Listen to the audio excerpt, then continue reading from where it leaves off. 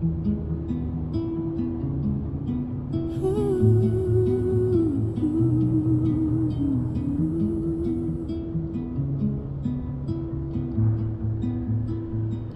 love to fly up in the sky. Through the clouds I reach so high, climbing up to touch the light. Adventure calls me day and night. The wind, it sings a melody, guiding where I long to be. I'll spread my wings and chase the sun. No limits when the dream's begun. The world below fades out of sight as I soar into the light.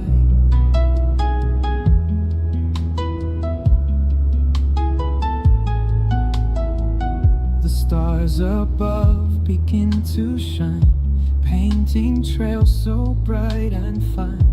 Every turn brings something new, endless skies in brilliant blue. The wind, it sings a melody, guiding where I long to be. I'll spread my wings and chase the sun. No limits when the dream's begun. The world below fades out of sight as I soar into the light.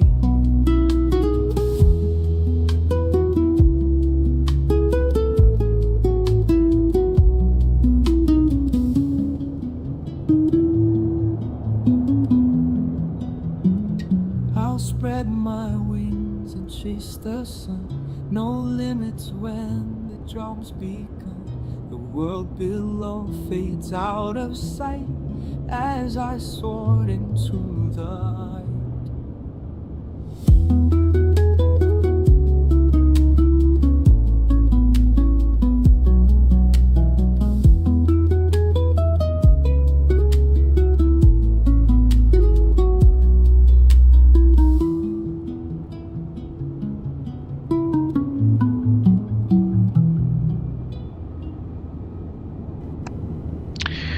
And here we are again. Today with somehow long flight, and it's a fictional flight, but we live in a day and age currently where we're seeing multiple repatriation flights. So, like I said in the description, this is not intended to be like a political standpoint video or anything of the sort, but I am making this flight all the way from Brussels to Abu Dhabi, and the idea is it's an unscheduled flight. Pretty sure the A350-1000 does not fly between Abu Dhabi and Brussels. I may be wrong. I honestly, I didn't look up. I just wanted to make the flight on this plane to Abu Dhabi because I just don't fly there often, and I do have the scenery for Abu Dhabi, and it's been a while since I flew the A350-1000, so why the heck not? And today we are taking this beauty of a plane on a very presumably uneventful flight. So the idea is when you're flying over any conflict area, so any area where there's something going on, you might encounter what it's called GPS spoofing or GPS jamming, and this is probably what we'll encounter. We're looking into these oxygen in the green, oxygen bottle. So the maintenance doors hatch is closed. By the way, this does open, which is always nice. That's the maintenance area. Now, I had some trouble closing this the last time. No, there it is. It does close. Taking a look at our main landing gear. Sorry, the front landing gear, not the main landing gear. We're looking into the tire threads, looking into the taxi and runway turnoff lights. All looks good. Now coming up here, pitot covers are in. Let's remove the pitot covers as well as the angle of attack vanes. The nose landing gear does have, these doors will open, but let's not do that. Let's not waste time with that. Looking at the radome, looks good. Also up there we can see the pitot. These are the angle of attack vanes. There's a standby pitot there, and also up there, just this one here. These are the main pitot tubes. Looking at the standby static port as well. Oh, sorry about that, guys. So this is the external power connector. Currently the cables are off. If we press this, actually no, it's not working, unless I need to get closer. Sometimes these are a bit finicky to work with. So it does open and close. Oh, alright, doesn't matter. Forward cargo door closed. There's the main static ports as well as the standby static port for pilot and co-pilot.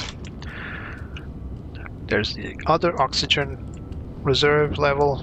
It's all in green. All we need to do is check it if it's in the green. I'll get on around to welcome everyone. So Andrew, Draxi, welcome. And as well as everybody else is not said hello yet. So this is the oxygen vent. Got our main landing light over there. Taking a good look here at our right engine. Just like the A340, you can open the cowlings, but let's not do that. It's just eye candy stuff. Pilots don't do that, by the way, unless they somehow know how to operate the plane in maintenance. I mean. So looking forward to the slats. Good, all the way down here. So we are going to take a good look at the overflow discs. They're not blown away, they're still there. Right wingtip as well as the sharklet. In this case it's a winglet. It's an embedded winglet, by the way. So coming down here for the flaps, looking good. The cowlings and the fairings. Not the cowlings, the fairings. And now taking a good look inside the landing gear bay. Looks good. Lots of dirt over here. Pretty normal. Pieces of rubber. Tires look good. Not worn out at all. Threads still visible, as well as the brake system. This one is equipped with brake fans. Unlike the A350-900, which has only 4 wheels on the main landing gear, that 1000 has 3, just like the 777. So 6, I mean. And there's a ram air turbine door in here.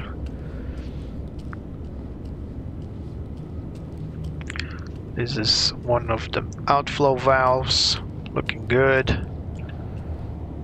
This is the water servicing, water and waste, I believe. It's not something I'm familiar with. The APU, just in case you want to see it inside. Looking good, no leaks.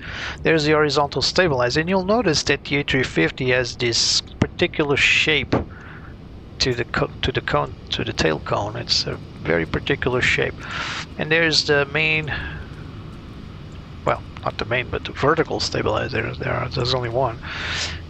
Looking good, as well as our horizontal stabilizer, the static wicks, I mean, coming down here. So this is the bulk cargo door. And yeah, this is another particularity of the A350, is this weird looking fairing. So this is the main fuel tank, the center fuel tank, I mean. And then there's this weird looking fairing. This is all aerodynamic. It's all by design. It's not like it's badly modeled or anything of the sort. Right, these treads look good as well. Looking good. All tires look phenomenally good, just like the plane was brand new. And this is exactly what we want. Right, let's check out the flaps as well as the fairings. Inside these fairings there are the actuators for the flaps. as well as sensors, I believe. Not entirely sure. I've never seen one of those open on a 350, but now the left wing as well as the winglet, everything looks fine. Let's go here, verify the slats on the left wing, I mean, all the way down here to the engine. Now this is bluish because I believe this exhaust point here is made of titanium, the cone. And the left, huge engine for the 350, 900 and 1000. They share the same engine. And of course, finally the static ports on the left side. We've already seen the oxygen level. Let's go back into the cockpit. I don't have commands, Trexie. Maybe they use Blender, but there's certainly some more robust aircraft, programs, 3D programs to build planes for MFS. Alright, so batteries are on. We got external power 1 and 2. Plane comes to life. We can turn this on, although we will not require it. And now we will adjust the floodlight as well as the dome light. That's what I want. Alright, welcome to the A350. No Betsy today, but some module makers do not model the co-pilots. It is a beautiful aircraft. I'm a great fan of the A350. That's the reason why it's the plane I got on my graphics. So we are ahead of schedule, which isn't normal. We got 25 minutes to get out of the gate, and that's exactly what we're going to do. So first of all, let's load the flight plan. Not here. So flight up status, that's Simbrief import, and there it is. We got the A350-1000. Never mind the registration, I never bother with that. So call sign will be Etihad 1X-ray, flight number 1X-ray. So that's like a code for a non-scheduled flight or something. We're coming out of Brussels to Abu Dhabi. Well, I can show you where we're going to fly today. So, considering the current, I really hope people don't get mad at me for using this, but I did have a discussion today about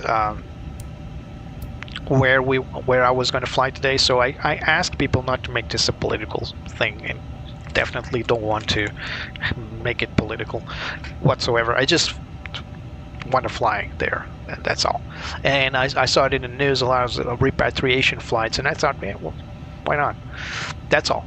There's nothing behind this. So we are going to avoid the hot areas. So because of the current conflict, I selected a flight plan that will not send us through sensitive areas. So usually we never fly over Iran anyway, because it doesn't matter. It's not important to fly over it. We can fly directly from Europe directly to Abu Dhabi or Dubai without crossing Iran airspace. But given the circumstances, we want to avoid as much as we can. We want to avoid the current situation over there, which basically for us means we want to avoid GPS spoofing and jamming. So this is what's going on right now, and this is what we want to avoid. So the flight plan, unfortunately, is going to take slightly longer than desired. We probably won't get the map before we align our RS, but we will get a pretty good pictures. Now imagine this is where we are, is Brussels. You can see that we will go a little southbound, a little further, and then direct to Abu Dhabi, which is somewhere over here. So if you can imagine, Turkey is here, then Iraq and Iran. So we are avoiding this area here, not Turkey at all, but the other countries, in order not to be affected too much with the Yeah, it's allowed because there's no such thing as conflict in flight sim, but in any case, we are trying to be as close as we can to real life operations. So I'm going to avoid that sector altogether. So that's about it. Nothing into it. I'm just trying to follow, you know, as best as I can. I'm trying to follow real life procedures. So let's notify. We are at EBBR. So currently, I don't think we have any station online anyway. But let's try to notify. Oops, what am I doing? What the heck? Did I just press something unintentionally? So let's EBBR. Let's see if it notifies. Enter. So, notification unavailable aircraft position. Oh, we need to line IRSs. So it is being aligned currently. So let's run the electronic checklist. So cockpit preparation, gear pins and covers have been removed. So fuel quantity, we need to load this via Simbrief. Now, in the past, this didn't work that well. So let's see if it works now. Let's see if that jetway operates. It just started GSX because it's self-testing. Doesn't look like it's doing anything. Load with GSX. Yeah, this button here. Oh, refueling requested. All right. This button here usually is on its way. this button here usually. So there it is, A350K, and we're not exactly parked in the right position for some reason. But okay. So like I was saying, usually this button just doesn't work. I mean, it does its own thing. I don't know why they put this button here. So I'm just giving it a go, just making sure Inibuilds can do their stuff correctly. I am going through Italy, believe it or not. So it's gonna steal us a little more time. But this leg here, it's actually Italy. You can't see it right now, but once the plane is aligned its IRS, you will get the map and you'll see that we're going southbound a little bit. So the fuel quantity isn't set yet, but no worries. Now we're going to set our external lights. We're going to set everything on and arm. Fuel truck is in position. Alright, fuel truck is in position. That's what she said. And we're gonna go for on, ground control, cruise supply to on. So this is just basic Airbus stuff. We're gonna check out the alright, so these checklists are abbreviated, but it is the the setup, the necessary setup. So let's listen to our 80s. So let's raise the volume here. Call from VHF1. This is very similar to the A321neo radio. This is the Dreams radio. So pretty cool, pretty modern. And so it's fantastic that we have that on the A321neo. Alright, so let's skip that for now. And what we need now is listen to ATIS.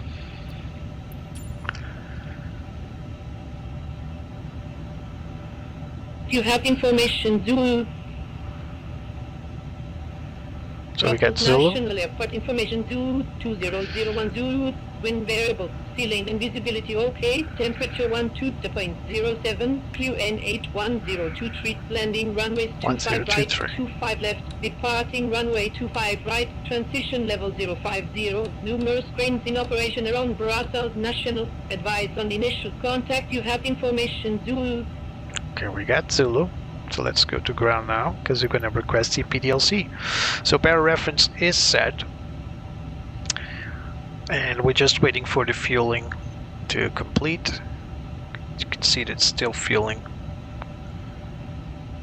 So it's going to take a moment. So we are going back here, and we're going to go for our initiation. So here we go, Brussels to Abu Dhabi, and I believe this is Oman Airport, not entirely sure. So let's request company wind. Let's hope it does give us wind. There it goes. This touch screen is a little bit finicky, so you might see me pressing stuff and it's not actuating at first, and then I have to press it again. So received, insert. Now I'm going to check the winds. There they are.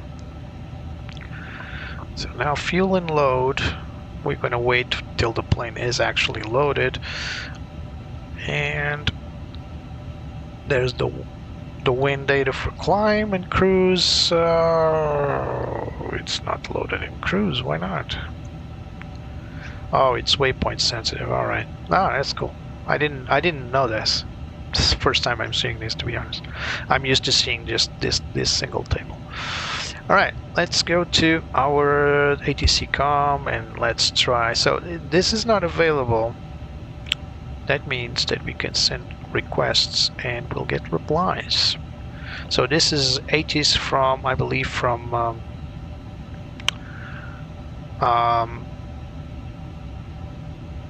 VATSIM. So the weather at Brussels 201, so right on time. Wind, the wind's variable, KVOC, so no significant, well, it is within visual range. 12 degrees, 07, dew point, QNH 1023, arrival runway 25 right, and 25 left, departure runway 25 right. Transition level, flight level 050, let's set that up. And we got some NOTAMs for cranes in operation around. Knowledge received your information Zulu, and advise aircraft on type on first contact. This is clearly VATSIM. As for the other airports, apparently, so we got our navigation primary, so now we can see the map. Hello, there it is. So you see, this is my selected route. So I'm going through Italy. I'm avoiding Turkey altogether and go all the way through the Emirates directly to Abu Dhabi. Now, the alternate route would be to go up north-ish, not go north, but more to the east, fly over Turkey and fly over Iraq, and then come down here through Kuwait. And I wanted to avoid that because, as you know, this area here is prone to a lot of GPS spoofing. We might get some GPS spoofing as we cross the Emirates, United Arab Emirates, which is this Saudi Arabia area, and then entering the UAE over here. We might starting to get GPS spoofing or jamming. We'll handle that. Let's just confirm if that's optional, by the way, because it might not be turned on.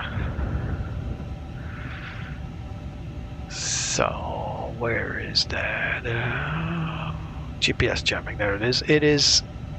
It was disabled, now it's enabled. Now we might get into that. That's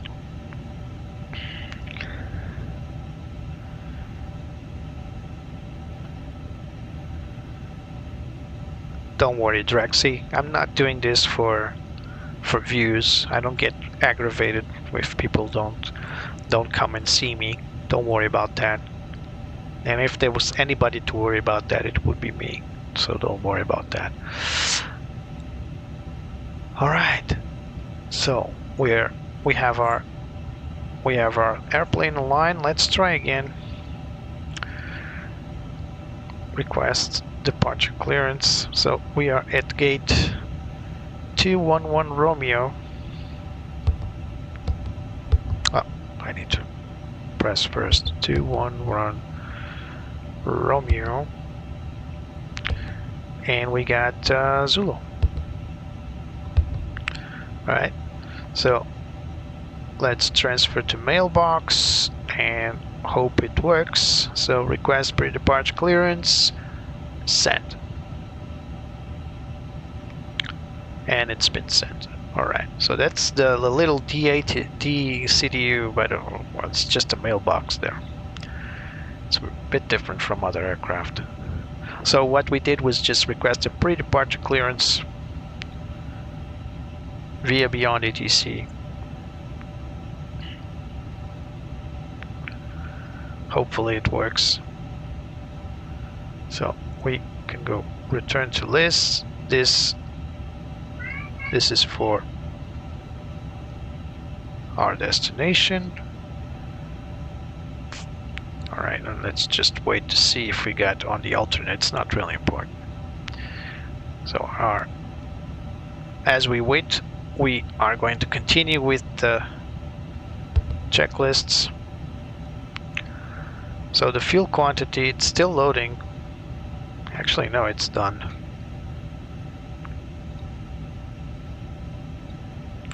Yeah, fuel's done. Just waiting for the passengers to be loaded in. So we got our fuel quantity set and checked. So we are expecting 44.3, and that's exactly what we got. Alright, checklist complete. Let's go back to the flight plan. I'm gonna check in Beyond ATC window.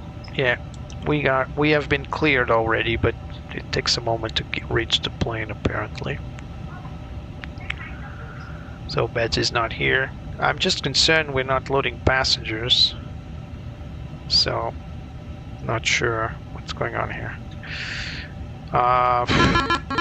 There's our ATC response. Let's cancel the call. There we go. So ATC cleared for Abu Dhabi, runway 25 Romeo, departure via Rouse 4 Golf. Initial climb 10,000. Set it up. Squawk 0105. I can do that already.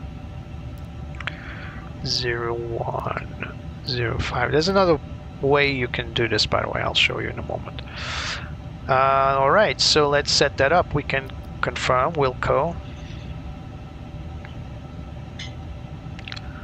and send. And it's been sent, so now we need to recall that because we need to fill in our flight plan. So let's press here. So departure runway 25 Romeo, and we got Rosa for Golf. Rosa for Golf. And no transition, temporary insert, done. We can close this.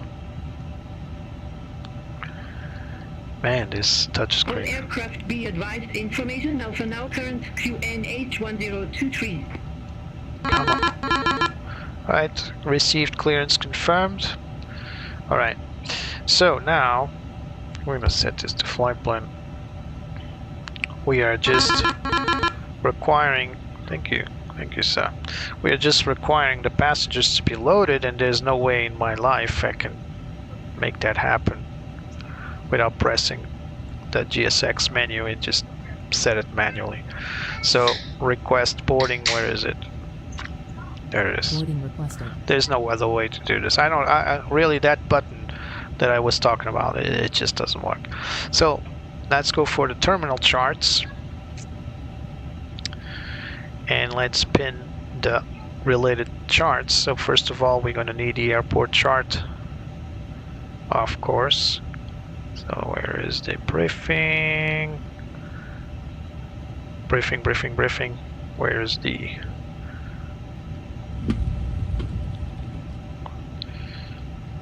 Where's the... There it is. Airport chart. Let's go for the departure. Rusa. So the jetway, well, that's a very funky looking jetway. Is the jetway connected to the plane? Yes, it is. It's just looking not good. Look at that. Someone forgot to... Yeah, this plane, like I said, the plane is a little bit aft where it should be. Passengers boarding. But at least the gate's there. I'm going to see some funky passengers floating in midair. Doesn't matter. And so we're gonna search for Ruse 5 Golf. Where is it? There it is. Ruse. Is it 5 Golf? I'm pretty sure it was 5 Golf. Maybe I'm wrong. 4 Golf. My bad. Boom, boom, boom, boom. Russo. Ruse 4 Tango. That's not it. We need a 4 Golf.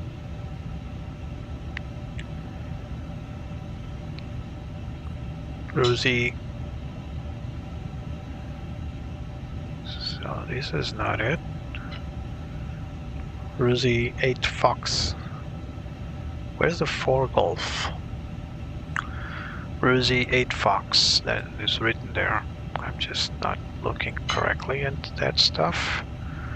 Ruse 4 Tango again.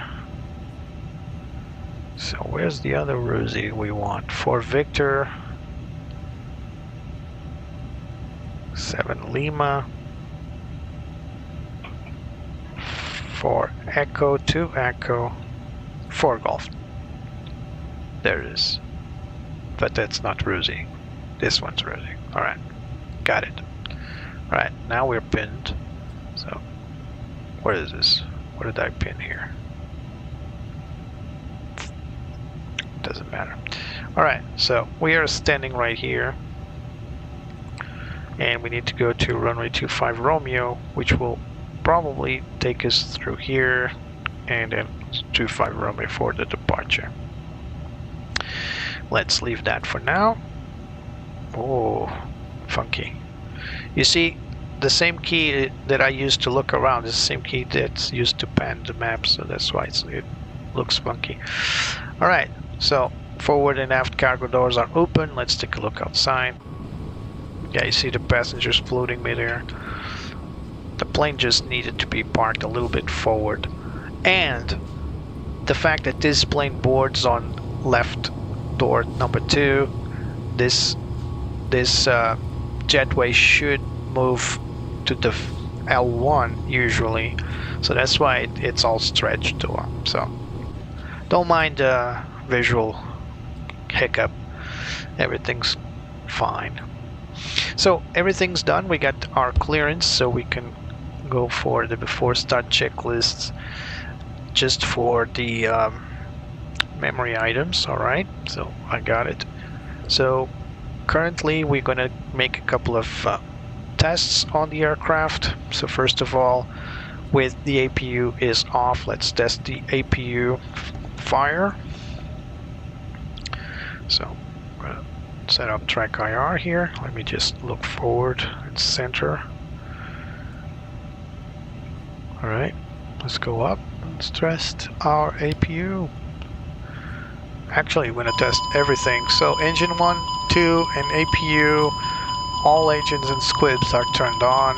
We got master warning flashing. We got ECAM status, and as well as our pedestal fire indicators, as well as the oral warning.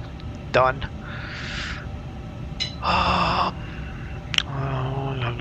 No. So we are waiting for those passengers to board, so, and as well as cargo. Why is this flashing? I never got this. Why is it flashing? There's nothing here like requiring my attention. Weird. So cargo at 50%, thank you. So cost index 200. Give it to Etihad to just spend all the fuel. And we are initial flight level 370, and then at top no we'll need to go to 390. So how do we set that up? We go here to flight plan info, and we got, actually it's not it, it's in the performance, my bad. That's in cruise. And we supposedly we have already this filled in. It's, yeah, there it is. Our step climbs top no at 390.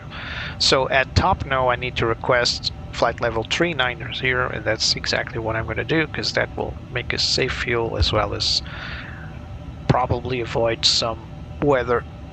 So this is our dispatch sending us a bit above, so that we can avoid weather or just enjoy higher altitude. So as we go through our stuff to be done here, let's go through our surveillance. And this is where you can insert your squawk code without coming down here to Dreams. You can actually do it here. So yeah, I'm gonna pick up my paper checklist, although we got an electronic one, and just going through all the stuff that I need to do. So parking brake is set, flaps are up, spoilers retracted and disarmed, weather radar is off. It's actually operated up here. It's off. Predictive wind shear off. Engine master switches 1 and 2 are set off. Engine mode selectors normal. Thrust levers set on idle. Gear is down and wipers are both off. Cockpit preflight checklist complete. Let's go for the cockpit preparation. Batteries 1 and 2, and actually this one has 4 batteries. So it's got battery 1 and battery emergency 1, battery 2 and battery emergency 2. 4 batteries checked. Accumulator brake pressure. Good question. Where is the accumulator brake pressure on this plane? I'm used to having a standby gauge, an analog gauge I mean. Maybe it's in the hydraulics.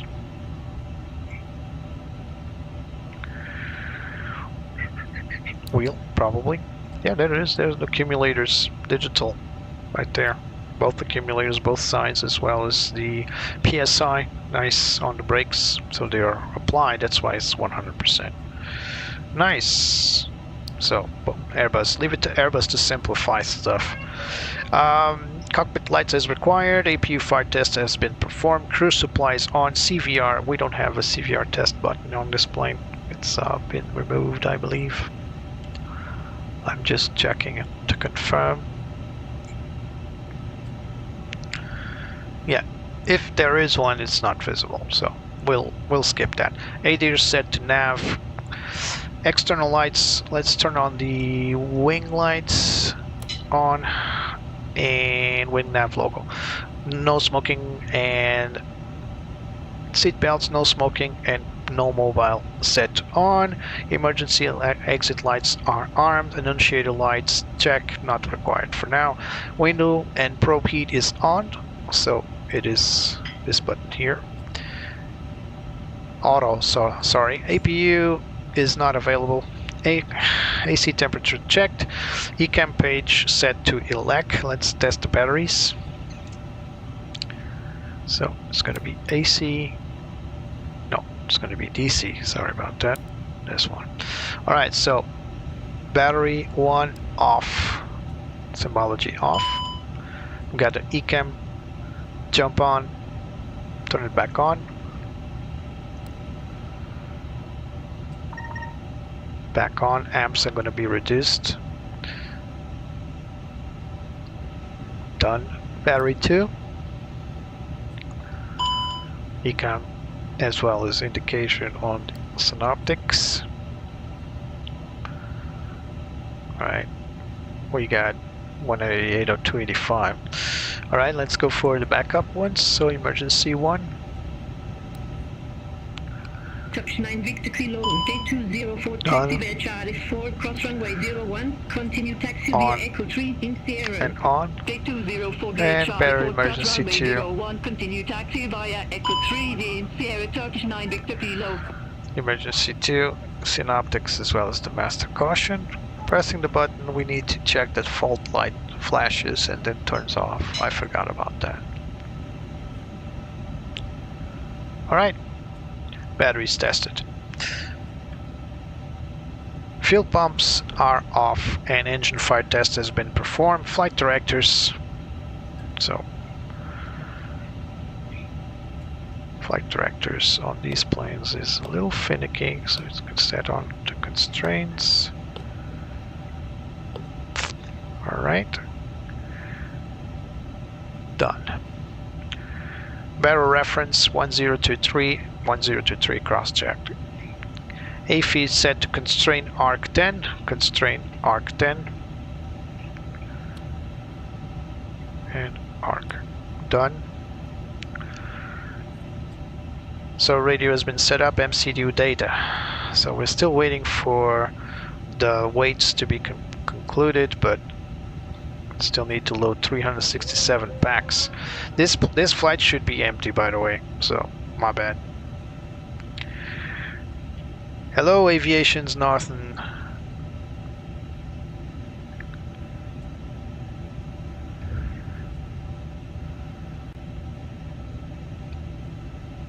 Welcome, guys. Sorry I've not been very talkative. I'm trying to get this plane out of the gate so that I don't get too long with this. MCDU data reviewed. We're still waiting for the weights. RadNav setup has been set. IFR clearance has been received. IRS align has been performed. Let's get back to normal CDU ECAM page. Flight plan has been reviewed. EFIS navigates as required. Takeoff briefing. Betsy is not here. Squawk has been set, so cockpit preparation complete. So still waiting for passengers to be loaded in, and I still don't know why the ground's flashing. I mean, there's nothing here. Now the doors have been closed. We just have that one door open to load the passengers in. By the way, if you don't want to wait up for your passengers, you can double the time for loading if you don't park on the gate. If you park on a ramp, you'll have 2 stairs. Depending on the plane, you might even have 3 stairs. So it's a lot faster than this. You do have to wait for the buses, but I mean, oh, this works. Goes here. Nice. That's our clearance. Rusa for Victor. What? That's not what we got, is it?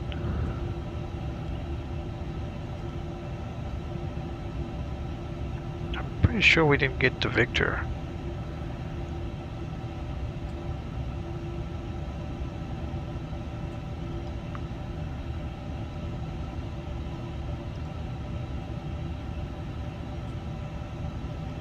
Hold on a second. Let me confirm this. I'm pretty sure we got the Golf, not the Victor. Yep, Rusev 4 Golf. So this is wrong. This is wrong. Not sure why it printed Victor. It's Rusev 4 Golf. That's what we got from. That's what we got from Beyond ATC. So this, scrap this. It's not correct. Let's not keep bogus information on board. Still waiting. So we're not going to get 267 passengers, actually 288 if I'm not mistaken. So no more passengers in the jetway, so this is going to be quicker now. We're just about ready to get out of here, so we're going to start our APU. There it goes. It's going to take a moment to start it up anyway. APU master is on. APU start, press MCDU weights. Let's go. So we are fully loaded. So 184.6.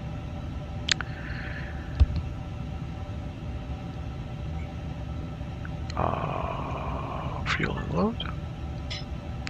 So we are at 184.6, as I was saying. 184.6. Zero fuel weight CG is, let's refresh this before we do anything. There it is. Our CG is 29.5. Is it 5? Yeah, 5. And finally our block fuel is 44.3. Whoops, too many presses. And done. Our packs numbers are 285. I need to press this, keep forgetting. 285. Done. Done. Now let's go for our performance. Let's review our takeoff performance here. So we're going to sync and sync first, then sync this. So we are going to take off on map optimum, air conditioning to on, and flag standard compute. Right, V1 150, VR 150, and VT 156. Compared to the last flight on the MD-11, you can see that even though this is a heavy plane, it can go a lot more fast. Not as fast as the MD-11. Does require a lot of speed to take off.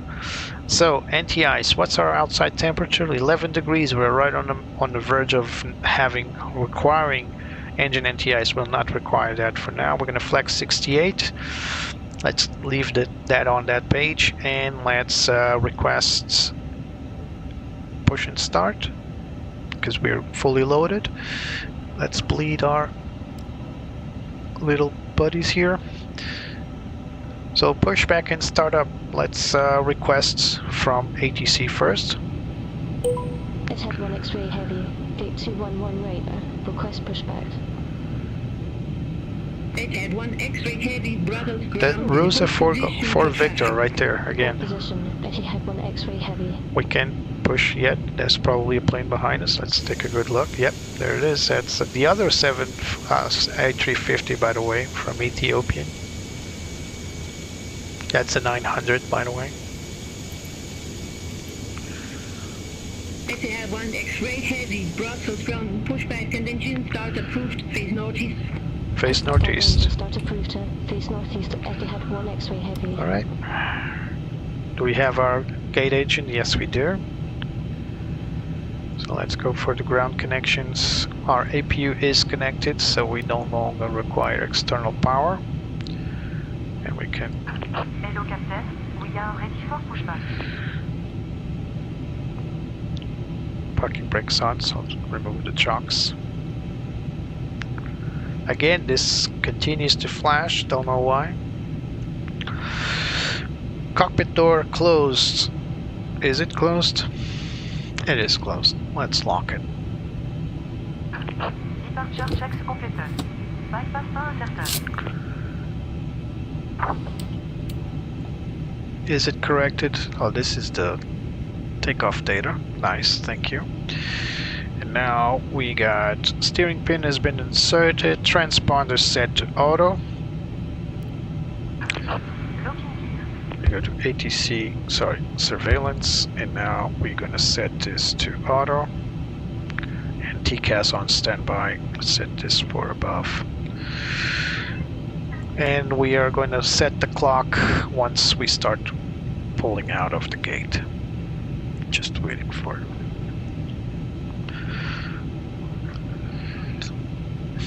So they told us to turn to northeast. Oh, there's only one option, so let's... Release parking brakes. Oops. Release parking brakes released. Starting push. All engines clear. Start at wheel. Copy. And we're pushing back, start number 1. Oh my god, I forgot. I'm not running the checklist, that's what happens.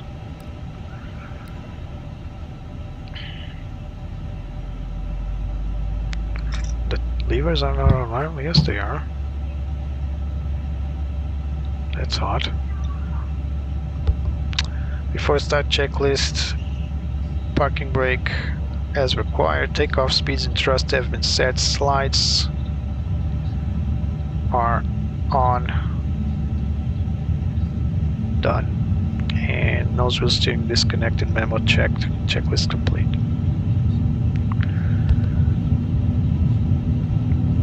Number 1 is coming alive. Launch the chrono.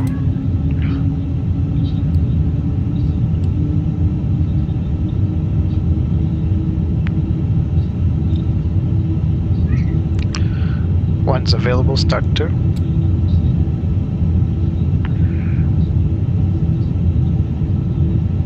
Lots of brakes. Not sure what's going on here.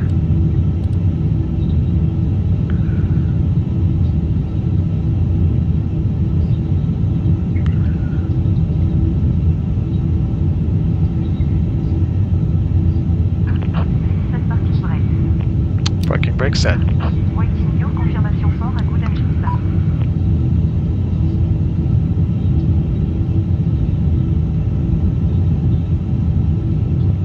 comes number 2.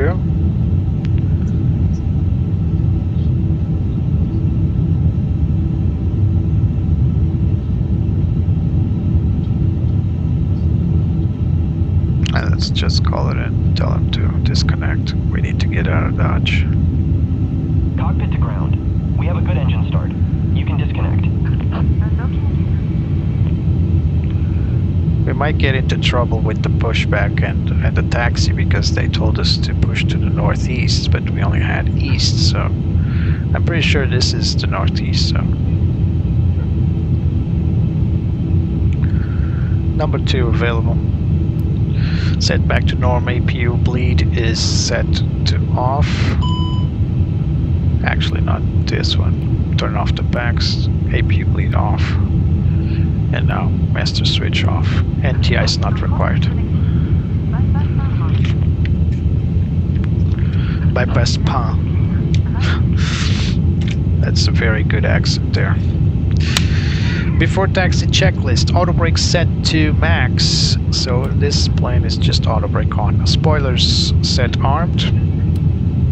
Flaps set for takeoff. We got flaps 1. Let's set it up. Flaps 1. There goes the flaps. And flight controls. Let's check it out. Full rudder left. So sorry, full pitch left. Neutral. Full pitch right. Neutral. Full rudder left. Neutral. Full rudder right. Neutral. Full pitch up. Neutral. Full pitch down. And neutral. Flight controls checked. Pitch trim set for takeoff should be 30.2.1.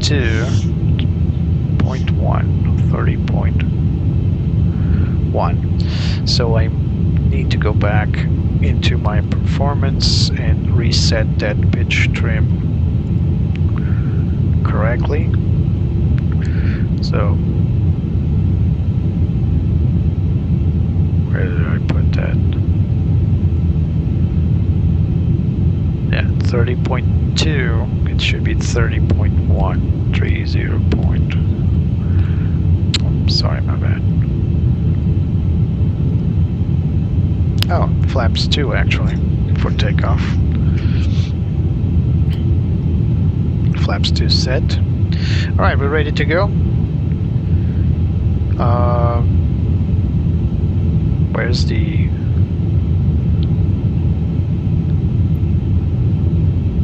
the request? Well, ready to taxi for the active line. Brussels ground, Etihad 1 X-ray heavy, ready to taxi for the active. The prompt wasn't there, so I'm just asking by voice. Brussels ground, Etihad 1 X-ray heavy. You need to make a taxi request and check the frequency for instructions. That's exactly what I just did. That's odd. Alright.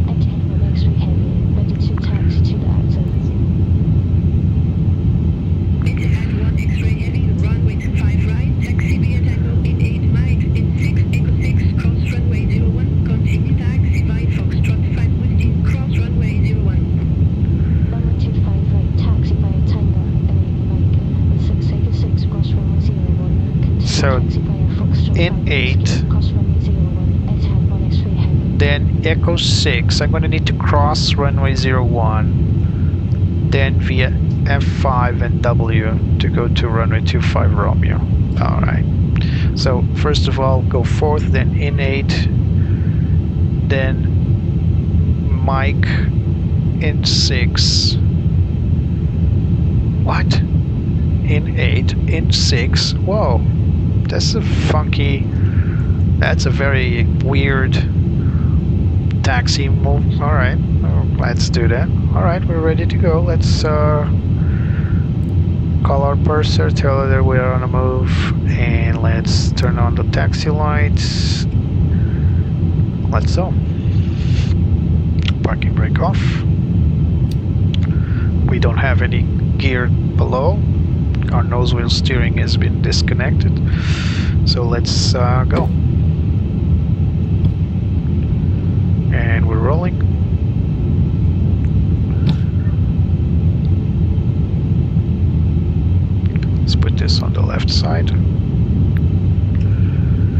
There's another, oh no, that's a 787. I thought that was another A350 for a moment there. So this is what I'm gonna do. I'm gonna turn left here to inner 8.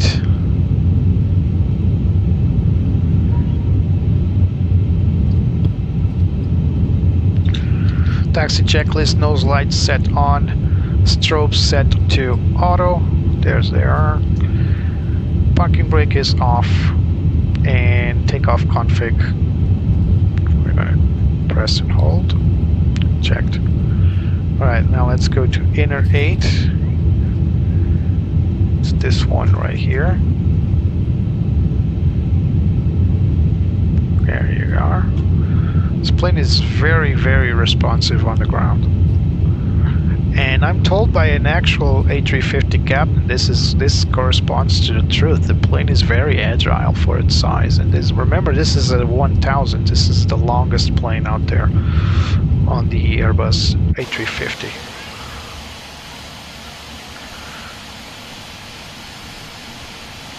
It's the beauty of a plane. There's inner 8, and now let me confirm, because I think we need to turn here. If we do have to turn, I already missed it. Don't try this at home, kids. Yep, I need to turn into Mike. That's exactly what I need to do. So this is Mike. This one right here.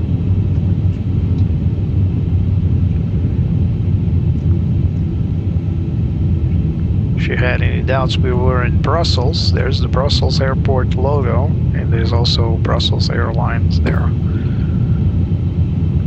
That's the old livery, by the way. Brussels livery is now like spotted. It's not like that anymore. I was planning to actually make a flight with Brussels Airlines, but and I was going to use the beautiful Tintin or Tantan, wherever you want to call the comic figure livery.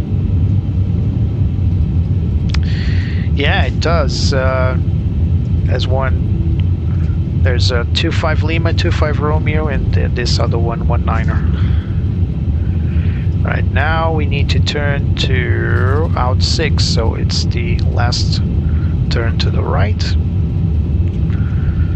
And we need to cross runway 01. Apparently 01 is inactive.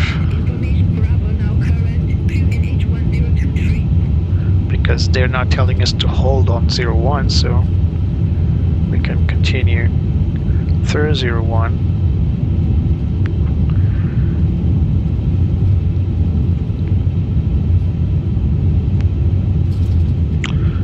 Alright, let's just confirm here. So after start checklists, NTI is not required, flight controls have been checked, and ground clearance was received. Complete. This is the problem with having both paper and electronic checklists.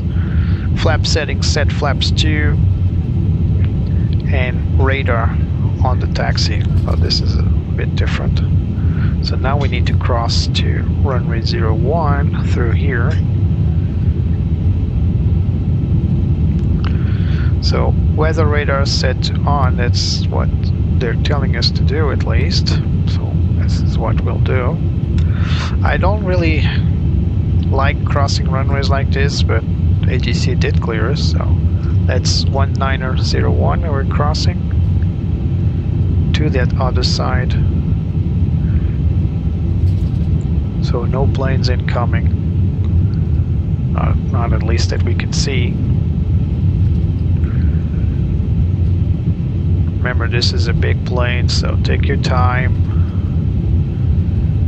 If you want to go outside, you can do it just for the sake of not overshooting the runway.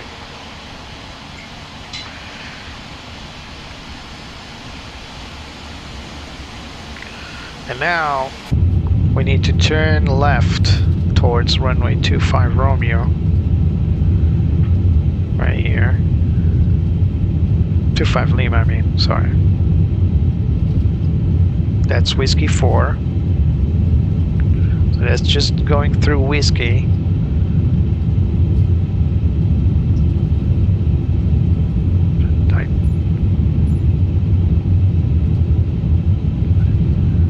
And now we should be handed over to the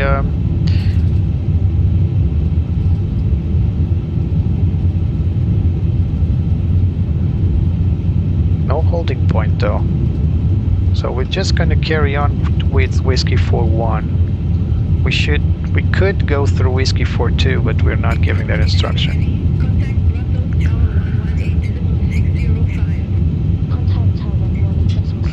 So let's go to the visual holding point, which is this one right here, by the way.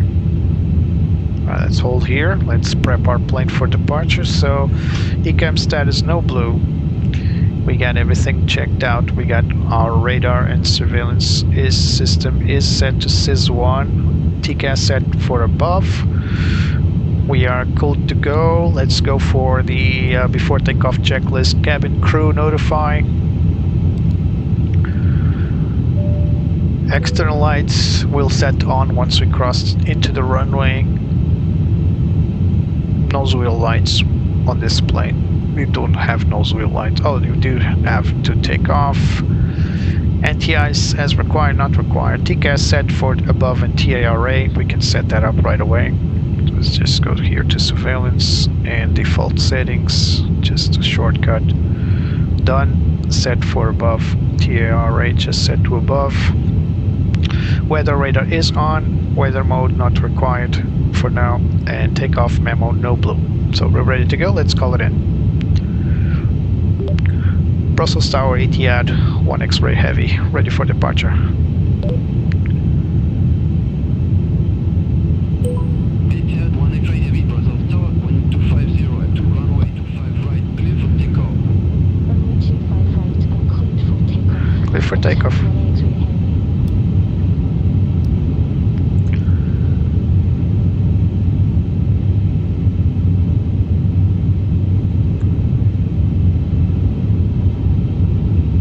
Close this for now.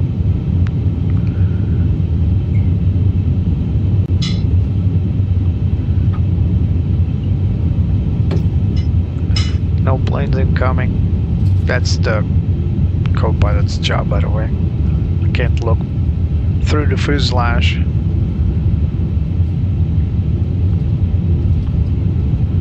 Alright.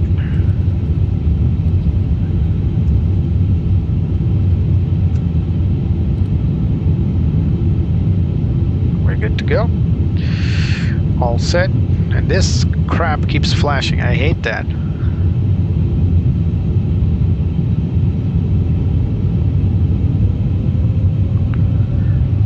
%. Flag 68 set, SRS nav and runway. Airspeed is alive. Thrust set.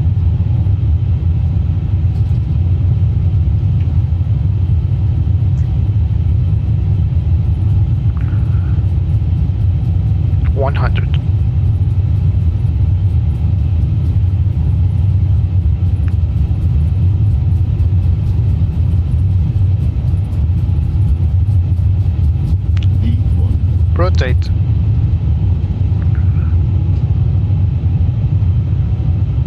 Positive right gear up. Oh, this crap again. Stand by.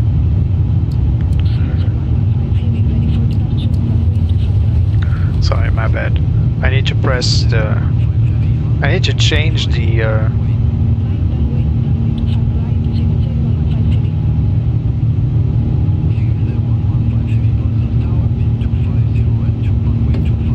Thrust set climb.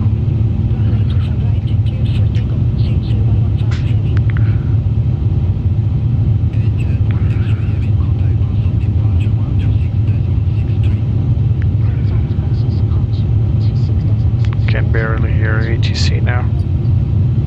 Brussels departure, Etihad 1 X-ray heavy. Good evening, 1,900 feet. Set AP1. Etihad 1 X-ray heavy, Brussels departure, good evening. Identified climb to flight level 180. 180. Flight level 180,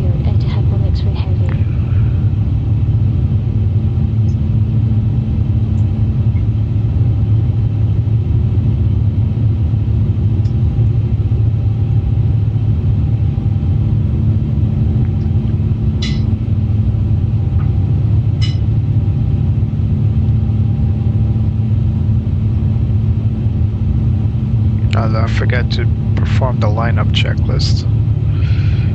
I did run the before takeoff checklist though.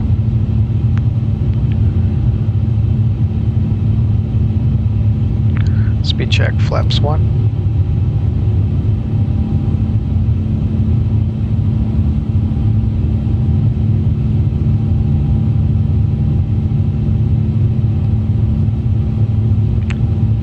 Speed check, flaps up. Brussels departure, Silverfair 115 heavy, 1,300 feet. Our little plane is following the departure here. Identify climb to flight level 140. Climb to flight level 140, Silverfair 115 heavy.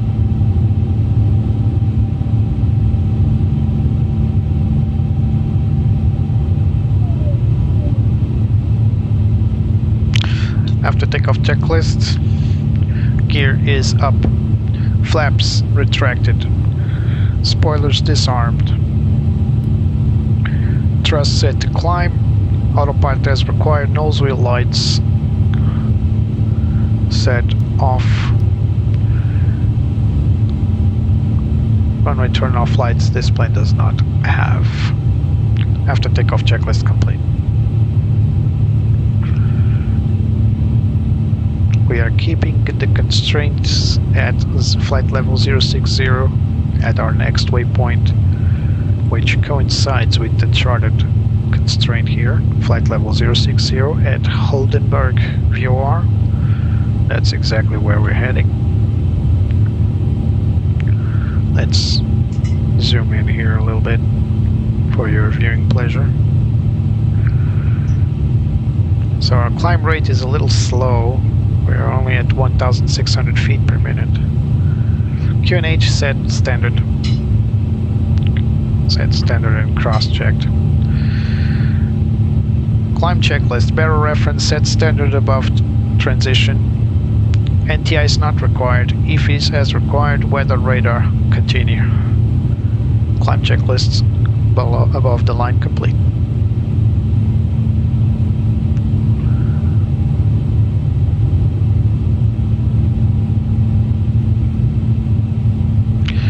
Yeah, you guys want to take a good look outside? Whoop, what the heck? Gear's still down, why? Oh, that was, we would never climb faster like that. That was weird. I did press that lever, but now the gear's coming up. Sorry about that. Rookie mistake, right? I was wondering why I had the wheel page on my eCam. I thought that's weird. I never seen that. Maybe it's a bug. I didn't pay attention. I was looking into my airspeeds and all. Now we're climbing like we should. That was stupid on my part. Sorry about that, guys. I did run the checklist and it said gear retracted, and I was looking at the gear handle and I did see it down, but I didn't compute. Then I noticed, all right, something's not right. And guess what? It's still flashing. Honestly, this is a big no-no. I hate seeing flashing things in the cockpit.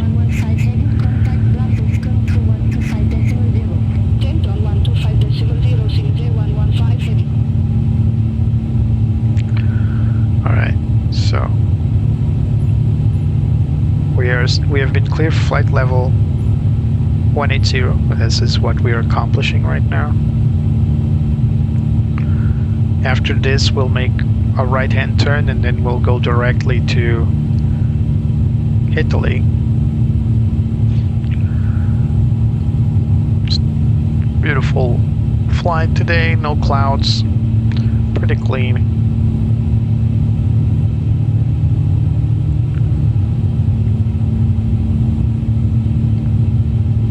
Last waypoint on this departure will be Russi. This one right here is going to take us southbound. Actually, pretty much within Italy, it seems. Or no, Luxembourg, sorry. Luxembourg. So we're going to cross the border and then turn. It's a very long departure clearance. There it is.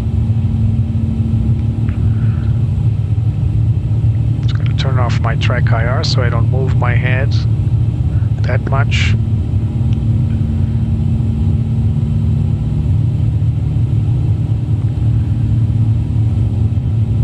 All right.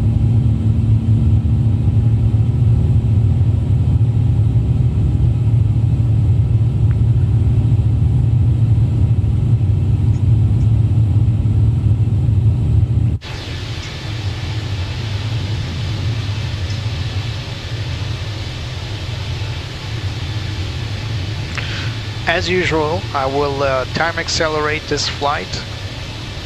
I'm gonna wait for it to reach cruise and then passing 10,000 feet, landing lights off. Like I was saying, I'm gonna wait for the aircraft to reach cruise mode, and as we do, we'll time accelerate it so that we don't have to perform the entirety of the flight in real time.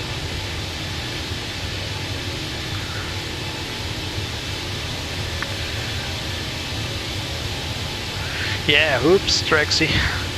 That's a rookie mistake on my part. I mean, it's alright. Beautiful image. I love this perspective.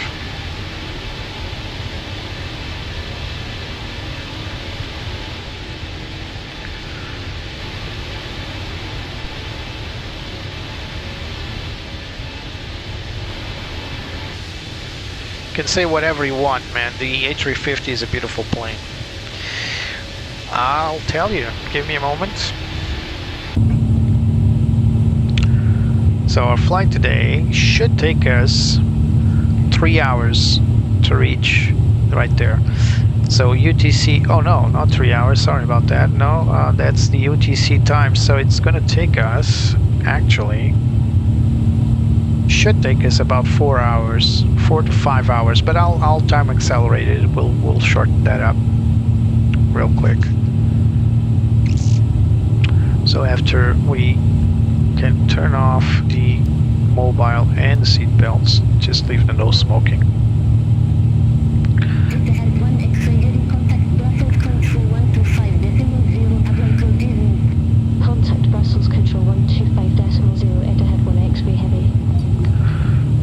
Brussels control Etihad 1 X-ray heavy through flight level 1544. What am I doing? I can go here to my OFP and tell you exactly how much flight time this flight would be. Control, radar contact, climb to flight level 370. Climb to flight level 370 Etihad 1 X-ray heavy. Steward 6 Delta uniform, contact London, control 118.475, bye-bye.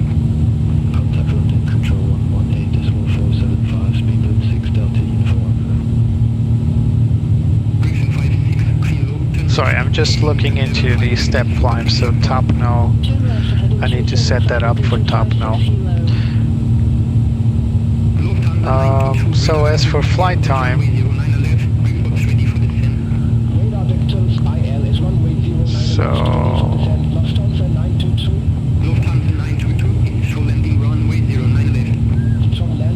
6 hours and 36 minutes, but like I said, I'm going to shorten the flight quite a bit, so a lot more than just 3 hours. Descend to flight level 090, Griffin 56 kilo. Well, Trexie, it only happens to those that do perform the flights, and of course the pilot would confirm and has a co-pilot here so that he doesn't forget the gears up. When you're pilot flying, you're concentrating on flying, you're not concerned about gear, but you do call in gear up. So we're not been cleared out of flight level 370, there it is, my bad. So yeah, that's the reason why we only have 2 pilots on board, so that we can concentrate on one thing while the other concentrates on the other thing. We're not multitasking like we're doing here. So forgive me for pressing with the mouse and the gear didn't go up. That's pretty much what I did wrong there. Because if I press the G button for some reason, not the G button, the gear button, for some reason it activates the binoculars. In fact, let me change that, because that's a big no-no for me. So let's go here through our menu, preferences, camera actions, and where's the binoculars? Because that's the binoculars.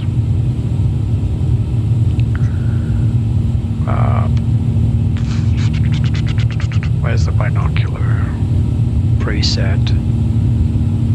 Quick look. Features, that's it. This is a binocular. So you see it's set some button. I'm gonna switch that to this one right here, which I'm sure I don't have anything assigned to. And that's it. Now probably it won't happen again. Probably. So where are the binoculars? It's just this feature here. You can just look with binoculars to some area. You can actually zoom in and out, and it gives you the bearing and the range. I mean, I can think of anything I would like to do with that, but hey, I guess if you park yourself, oh, look at the moon, it's all reddish. I guess if you place yourself on the runway, you can look into planes. Yeah, that's the way I feel about a taxi. There's another Etihad plane on the frequency. Probably coming out of Germany.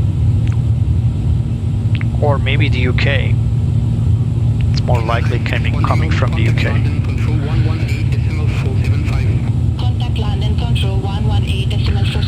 So last turn before leaving the departure, the SID,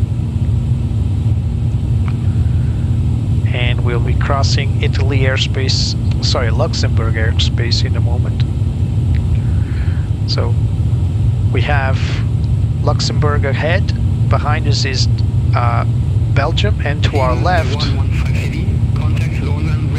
is Germany.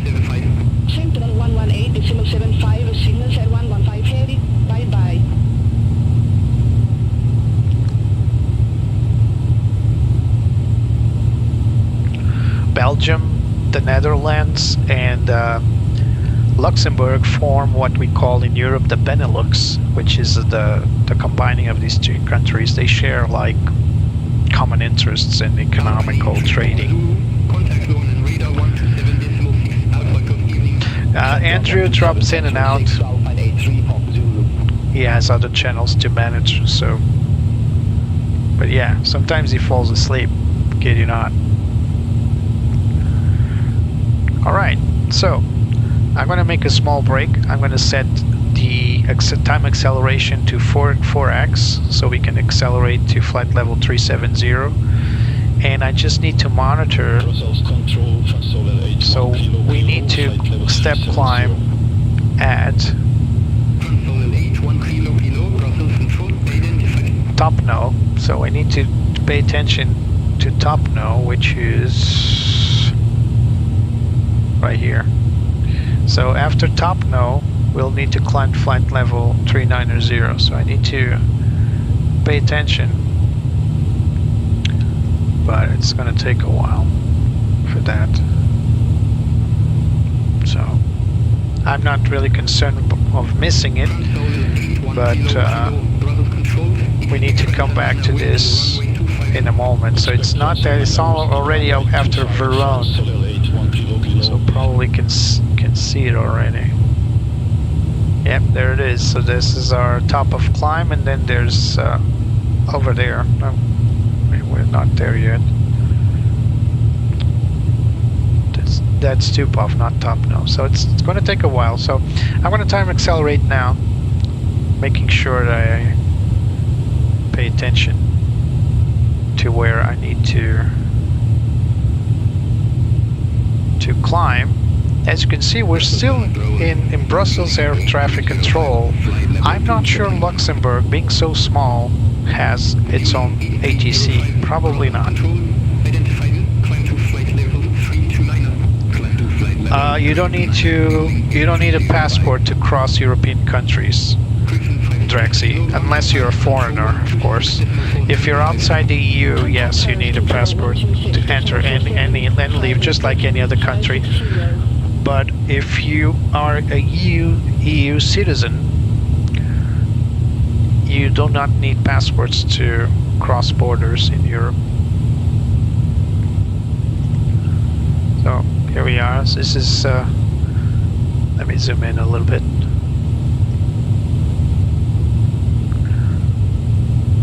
Luxembourg is very small. You don't even see it on the map here. So yeah, it probably doesn't have an airspace. So maybe Belgium is controlling Luxembourg's airspace.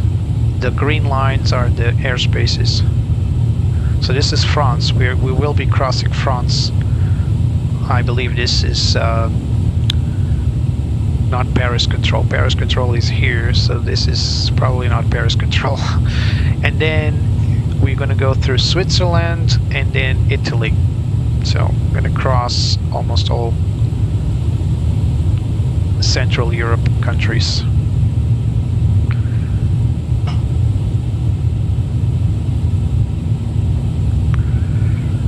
We're still climbing though.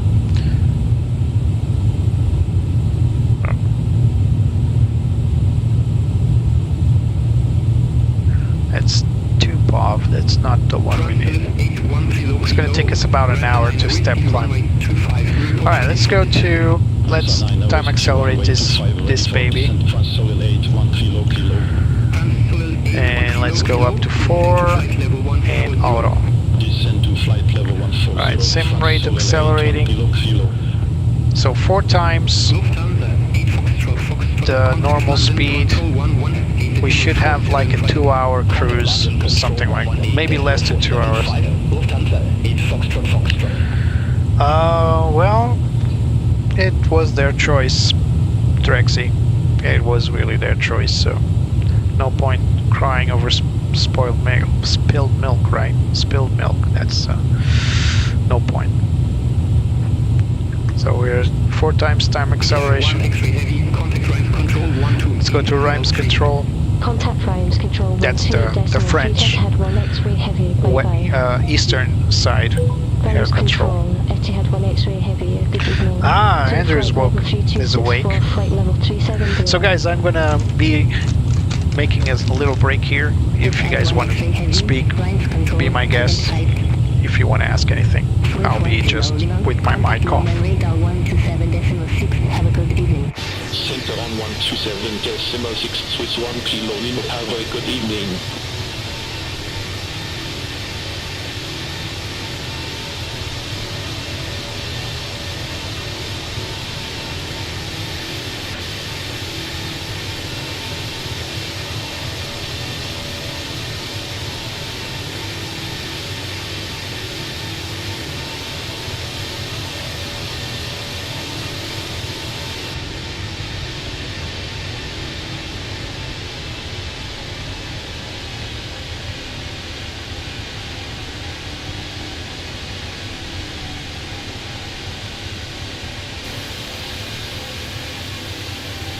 Ryanair 532 uniform, lines controlled. Expect altitude Foxtrot, runway 28.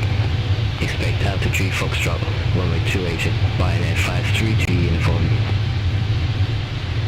KLN95 Lima, contact Zurich radar 126.225. Center on 126.225, KLM95 Lima. Well, I have an opinion about that, but I'm not entitled because I'm not a UK citizen. But I certainly think that the UK lost a lot from leaving the EU in terms of trading, in terms of free traveling. And when I mean free, I don't mean like not paying. I mean not having the hassle to deal with clearances. It's not like the UK is anywhere better, but that's just my opinion. Again, I'm not entitled, I'm not a UK citizen, so just my personal opinion.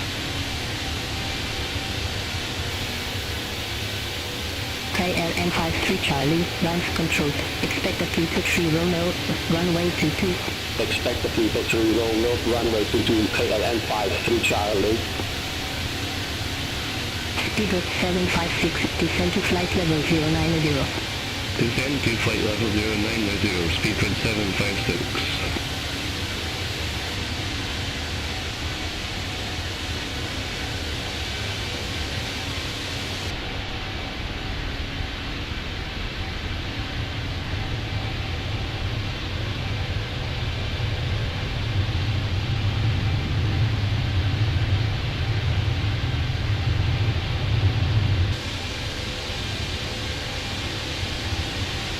Really, Trexie? Why Porto? I don't remember ever hearing anybody telling me that they would like to visit Porto exclusively. Visit Portugal, visit Lisbon, more frequent. Visit Madeira, also frequent. But Porto? I don't even think a lot of people know about Porto because it's a very touristy city, but it's not like first choice coming to Portugal, to be honest. It is great. I love going to Porto, and I think a lot of people should know about it, but it's not that common. Okay, we are at Langen radar. That's Austria, or is that Switzerland? Etihad 1 X-ray heavy Northern radar identified. Alpine 83 Papa Zulu, contact lines control 128.3. Contact lines control 128.3, Alpine 83 Papa Zulu.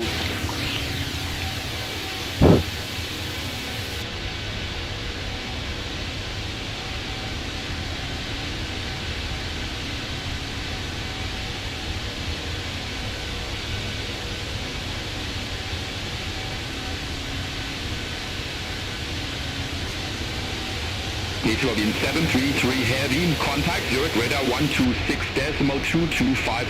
Contact Zurich radar 126.225, Ethiopian 733 heavy.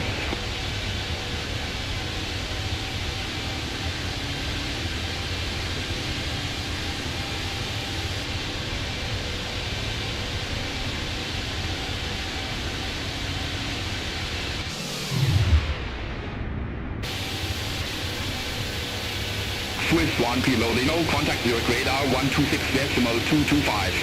Sent on 126.225 Swiss 1 Don't get me kilo, wrong. Porto is amazing. I'm just saying it's not that common that I hear people saying, "Oh, I would love to visit Porto." Sometimes people get positively surprised by going to Porto, like instead of landing in Lisbon and landing Porto, and they get positively surprised because it's such a great city. But it's not like I'm seeing people like wanting to go to Porto. I guess this is because of the pressure from the tourist agencies. They just want to send people where it's more expensive or where they have more hotels or whatever. So they always send people to Faro, Lisbon or Madeira. That's the three major destinations for tourism in Portugal. Very rarely do I hear people saying, "I want to go to Porto." That's why I was surprised. Now, I'm not saying it's not a good visit. It is. It is a beautiful city, and there's a lot of to see. Descend to flight level 110. Descend to flight level 110, KLM 95 Lehman.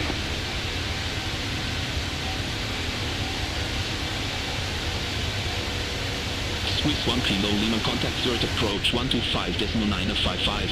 Contact Zurich approach 125.955, Swiss 1 kilo Lima.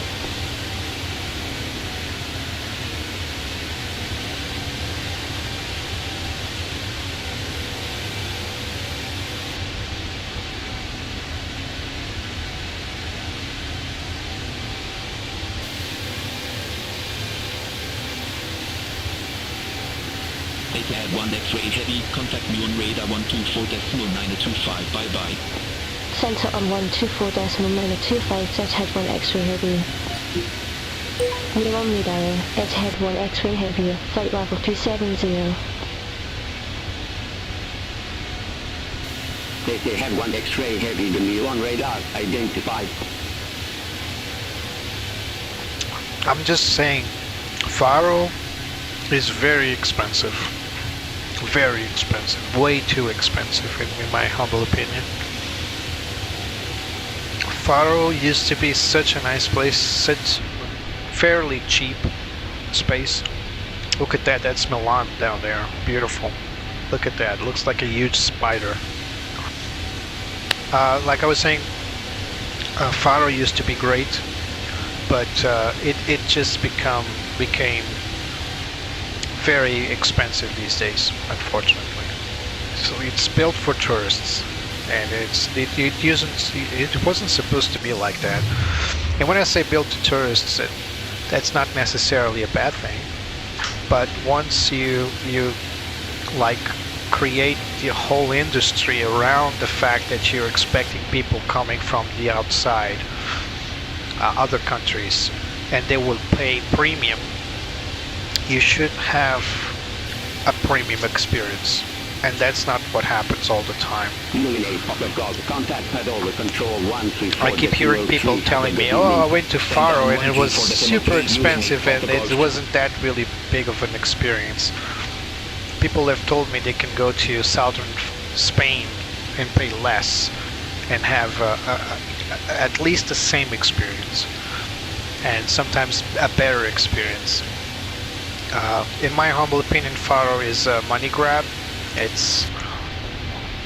The beaches used to be great, but now they're just full of tourists, and people want to pay premium, sure, but they want like premium quality, and I don't think Faro has that.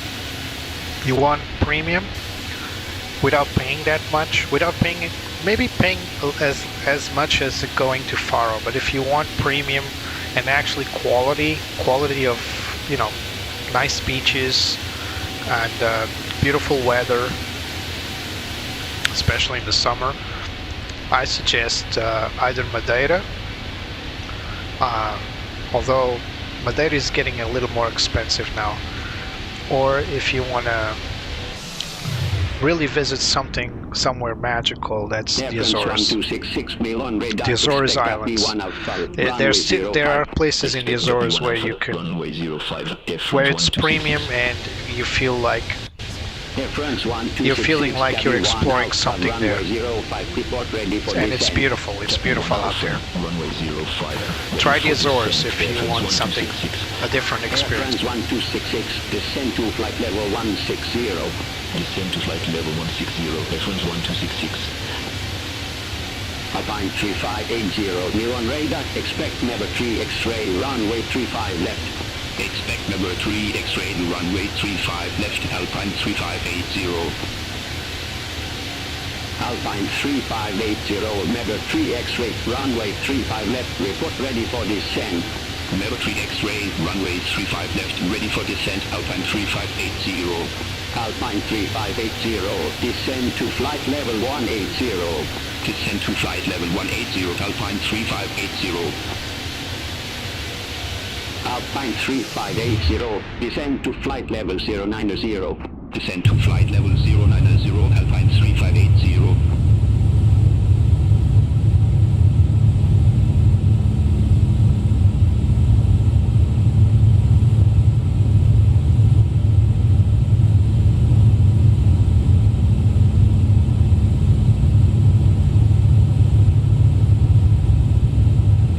Just don't expect like expect the Azores to be like depending on the island though. The Azores there's some areas that those are volcanic islands, so they're quite different from most of the islands in the Mediterranean or stuff like that. They're very different.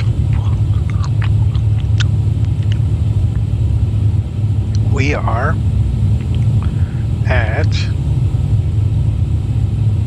if this map worked, we would see that we are over Italy,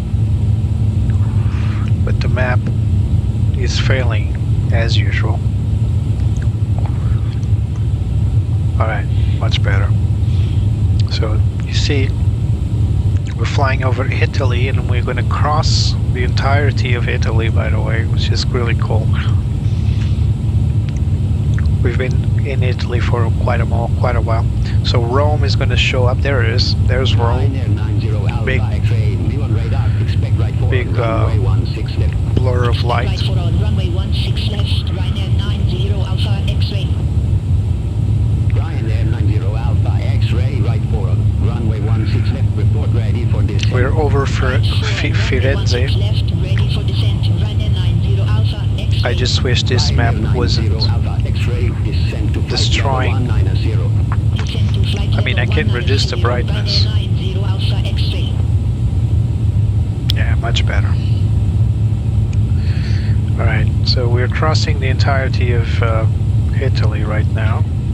Etihad 1 X-ray heavy contact Rome radar 131.1. Yeah, we're time accelerated, so 131.1 Etihad 1 X-ray heavy. Rome radar Etihad 1 X-ray heavy. Flight level 370. Etihad 1 X-ray heavy, Rome radar identified. So let's try to put these on the cinematics. As always, it looks good. And we can cycle the cameras. Rome radar, Ryanair 90 Alpha X-ray, descending via right for flight level 254. Ryanair 90 Alpha X-ray, Rome radar identified. Alright, we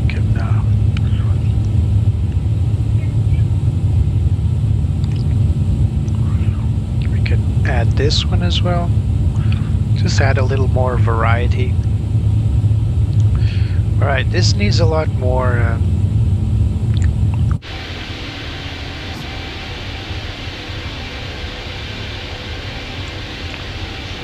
this airplane needs a lot more cameras to it. Right. Ryanair 8732, Level 3 X-ray, runway 35 left, report ready for descent. Level 3 X-ray, runway 35 left, ready for descent. Ryanair 8732.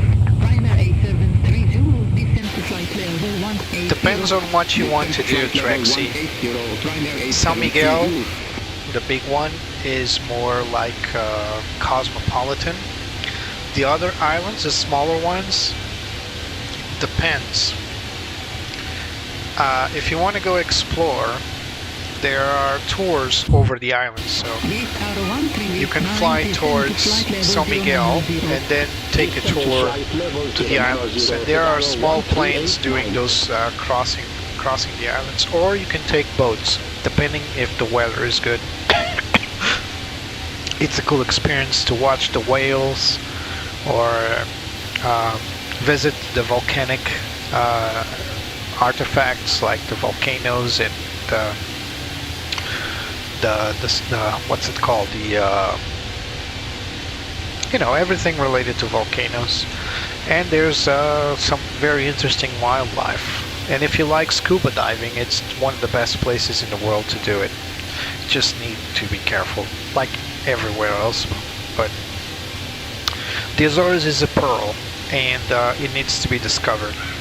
There's Rome right there. We're just passing Rome now.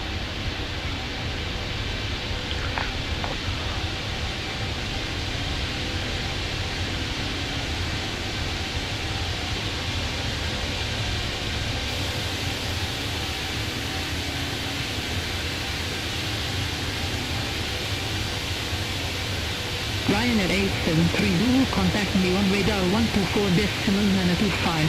Contact me on radar 124.925. Ryanair 8732.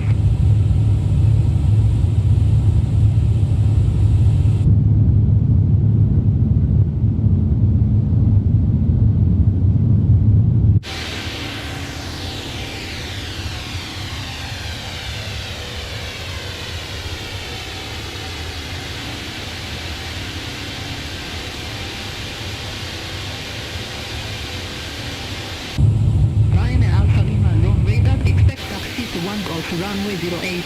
Expect approach to 1 Golf, runway 08, Ryanair Alpha Lima.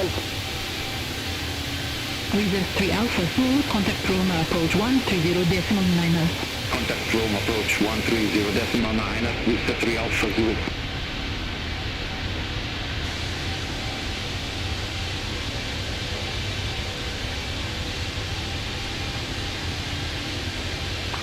Yeah, there's the prices aren't that bad.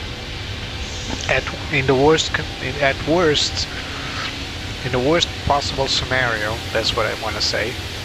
You might pay as much as you would pay to Faro to be in a deluxe hotel and have a few tours, but I think you will see that your money is much more well spent in Azores. That's my opinion. I mean, if you have the time and the money, try both. And maybe you will agree with me. Flight level 210, Vueling 8 Papa Golf.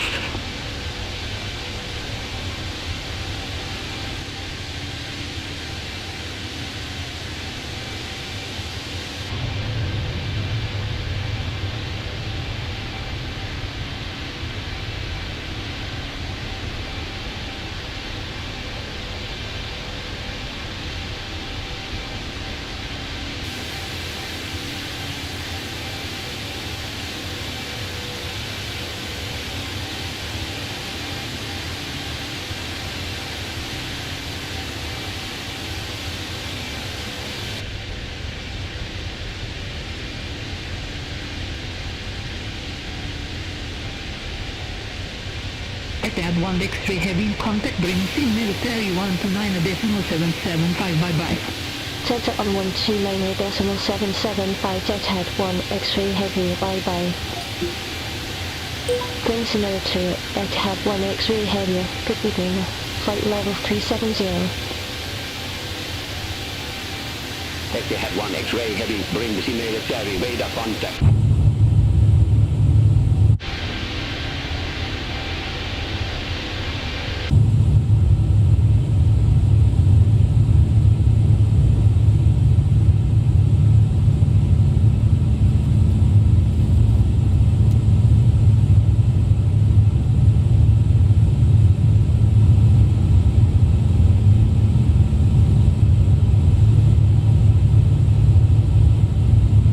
So we're on the right time to request to climb to flight level 390.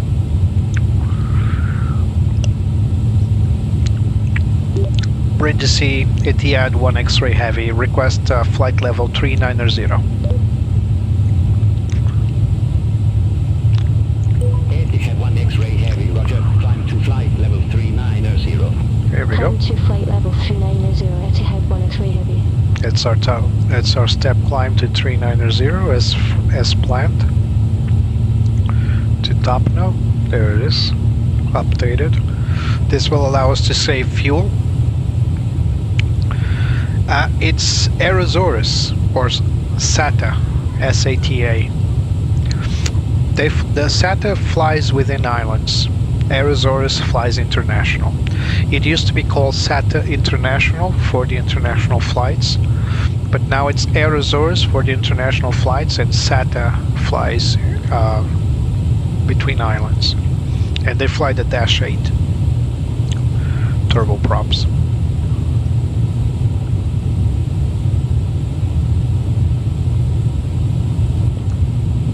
So I decelerated time to perform this climb because I don't want it to go berserk. But I'll resume time compression in a moment.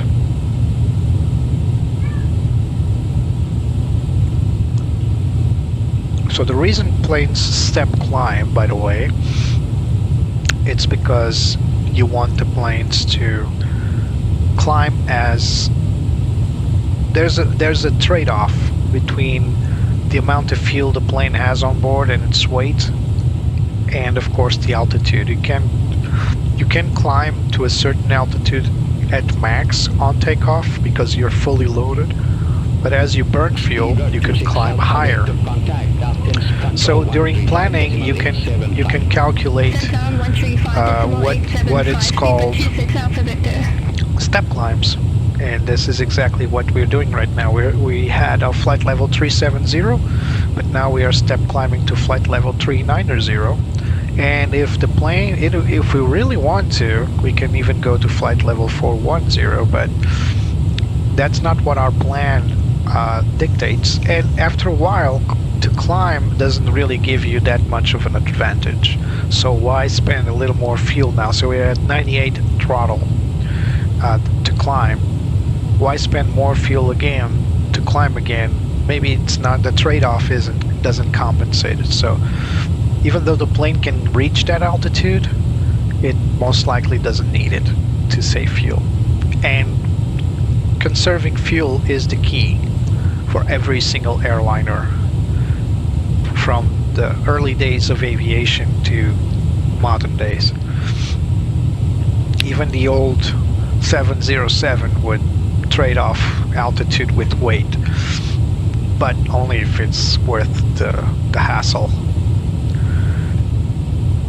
There we go. We are at flight level 390 at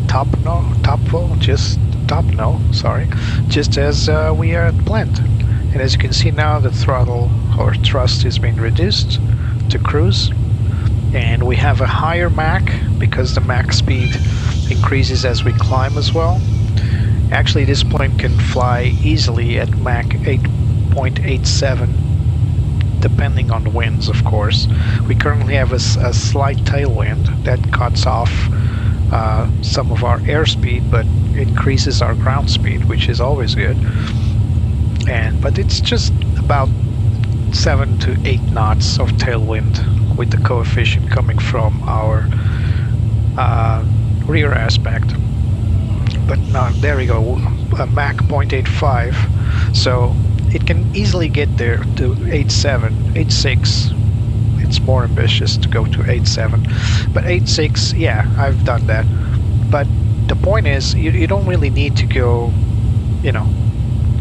top cruise with this. You just need to take advantage of your plane's performance as best as you can.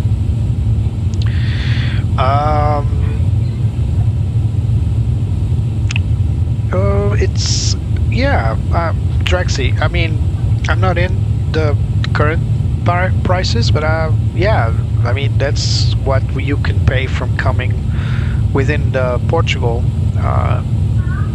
Going for Madeira is a bit more expensive. Going through from Lisbon to Terceira, maybe in the 200s if you go on econ, on econ.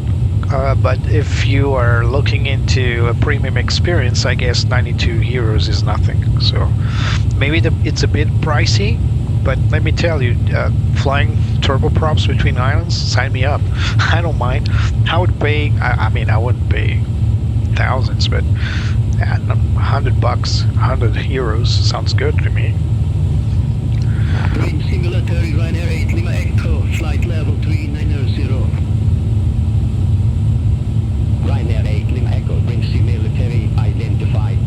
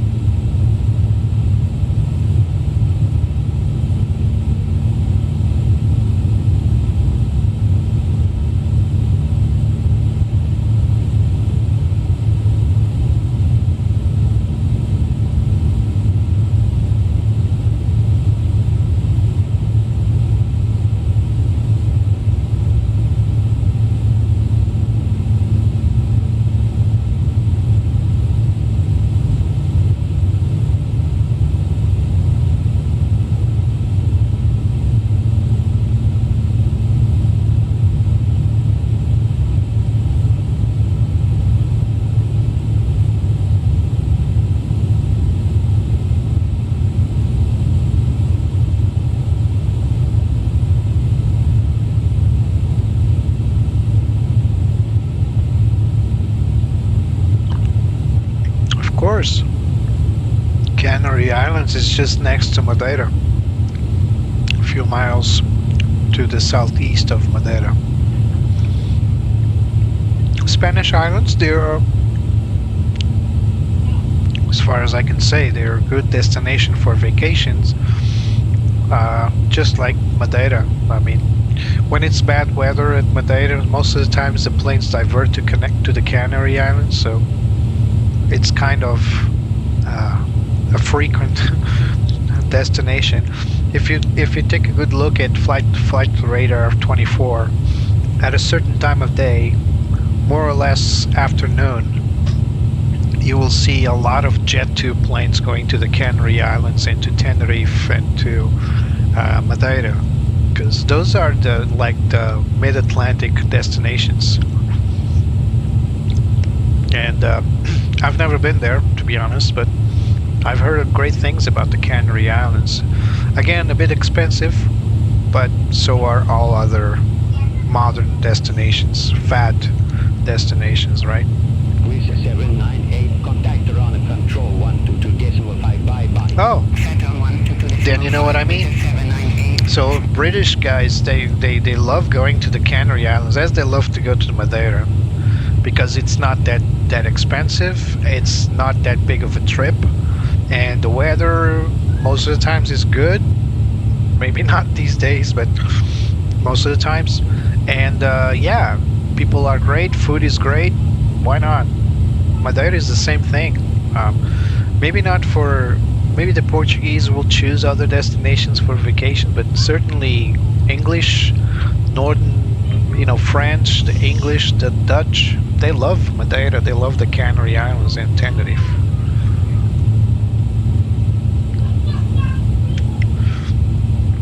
Yeah, that does happen, Drexy, because of the proximity with Northern Africa. It does happen with sandstorms.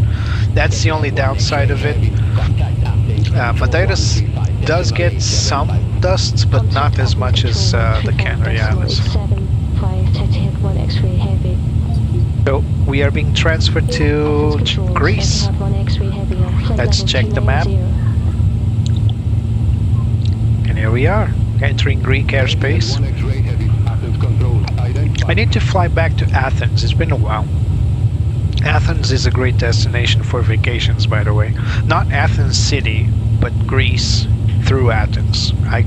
There's a great resort. I'm not going to publicize it, but you know, Greece overall is pretty cool. But beware, Athens is not that cool. Athens is a very dark place to go, to be honest. And there's a lot of poverty, there's a lot of robberies, there's a lot of crime. And it's a shame because it used to be the cultural capital of Europe, and now it's anything but. And guys, this is just my opinion, alright? If you guys disagree with me, that's fine. I'm not trying to bash on anybody. I just think that Athens is not... It's just like I would say with Lisbon. Lisbon is expensive and there's a lot of crime. So I would say Athens is the same, only the language is different. And I think our food is better. That's, again, my opinion. Yeah, that's Skiathos. That's one of the destinations. That's not the island I was going to talk about. It's Kos. Kos is beautiful.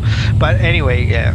Greece has beautiful islands, it has beautiful destinations, but I think it's a little too expensive for my tastes. And oh, look at that tailwind, 20 knots tailwind. How about that?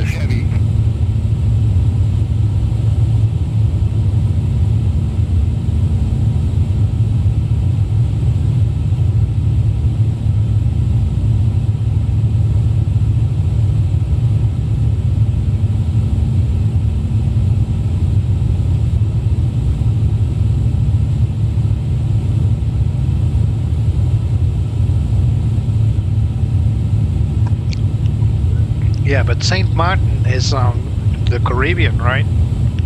Am I wrong? Saint Martin is just too far. I've been to Mexico. I don't like to cross the Atlantic. for too long. It's just I mean, I understand people liking to cross it because there are some wonderful destinations on the other side, like Brazil. But I don't like being stuck on an aluminum tube for too long. St. Martin, yeah, the beach, Malo Beach, right? I mean, the beach is cool to see the planes take off and land. When they take off, you are blown away. When they land, you almost touch them. But I think I would get bored pretty quick. I would think I would see it, make a few pictures, say I've been there, show my friends, and when I go on vacation, I'm not going to plane spotting for plane spotting. If I went there for that specific objective, then maybe I would enjoy it a lot. But if you want to go on vacation and spend a good time watching planes take off and land, yeah, for a moment, maybe a couple of hours, 3 hours at max, but then you want to go and hit the beach. And from what I'm seeing, St. Martin's beach is not that great. It looks very tiny. Lots of people just looking at the planes, plus the noise. I mean, you want to rest. How can you rest having a plane like 100 feet from your head taking off and landing, especially in the summer when there's more traffic? It's not pretty.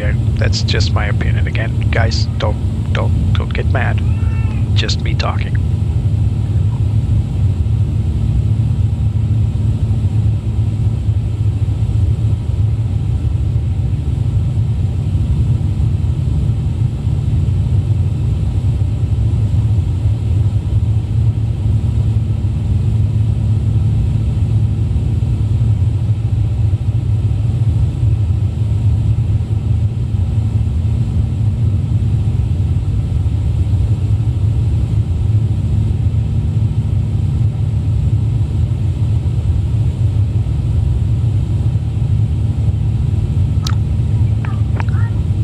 Alright, Drexy, thank you for your company.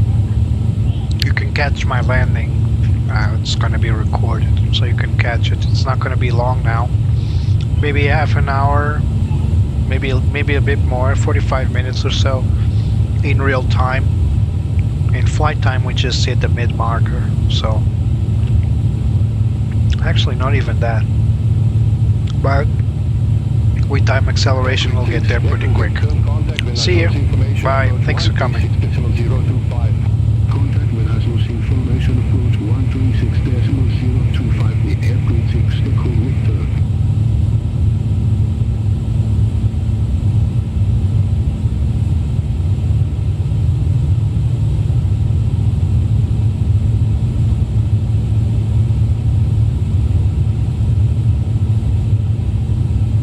Speedbird 26 Alpha Victor, descend to flight level 160. Descend to flight level 160.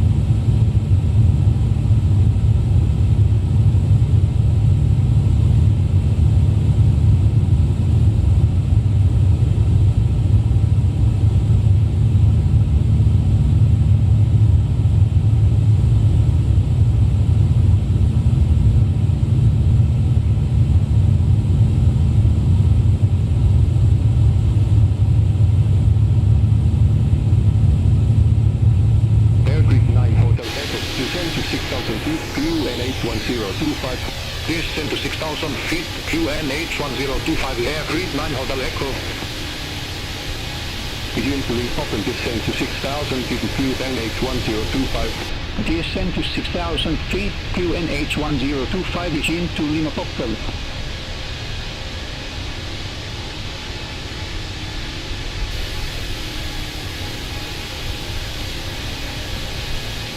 Begin to Lima Popple, contact the Isles information approach 136.025.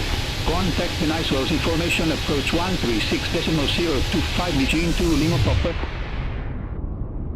Air grid 9 Hotel Echo, contact Ben Islos information approach 136.025. Contact Ben Islos information approach 136.025, Air grid 9 Hotel Echo.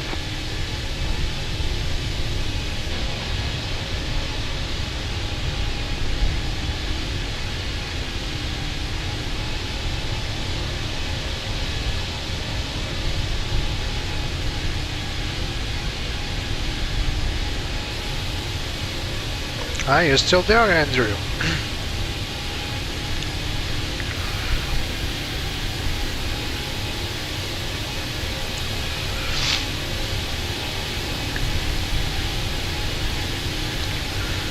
So, about 45 minutes till the end of this flight, give or take.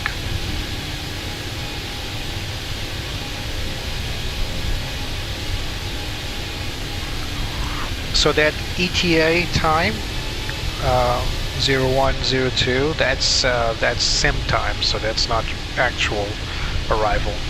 We should be there in like 45 minutes, maybe less, because we got some nice tailwind.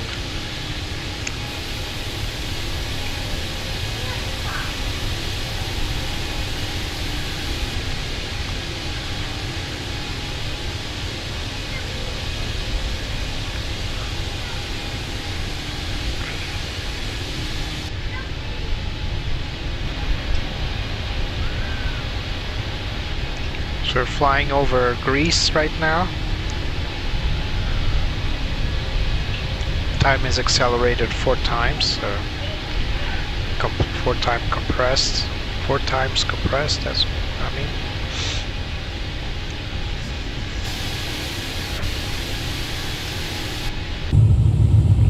So here we are right now flying over the Greek islands.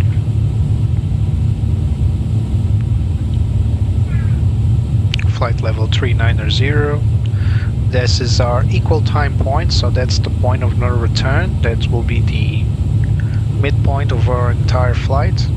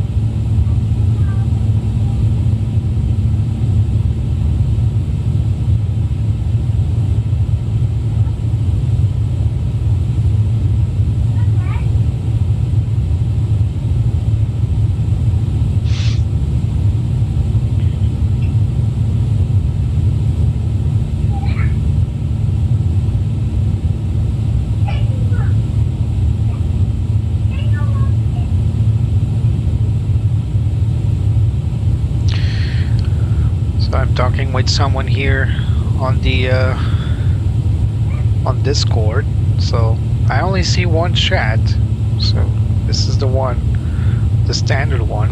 Not sure if there are multiple chats. Someone told me that you can add chats on YouTube now, but I'm not even going to start mixing chats around, because the confusion is already great with these platforms. If I add many more confusion, it's going to be maddening.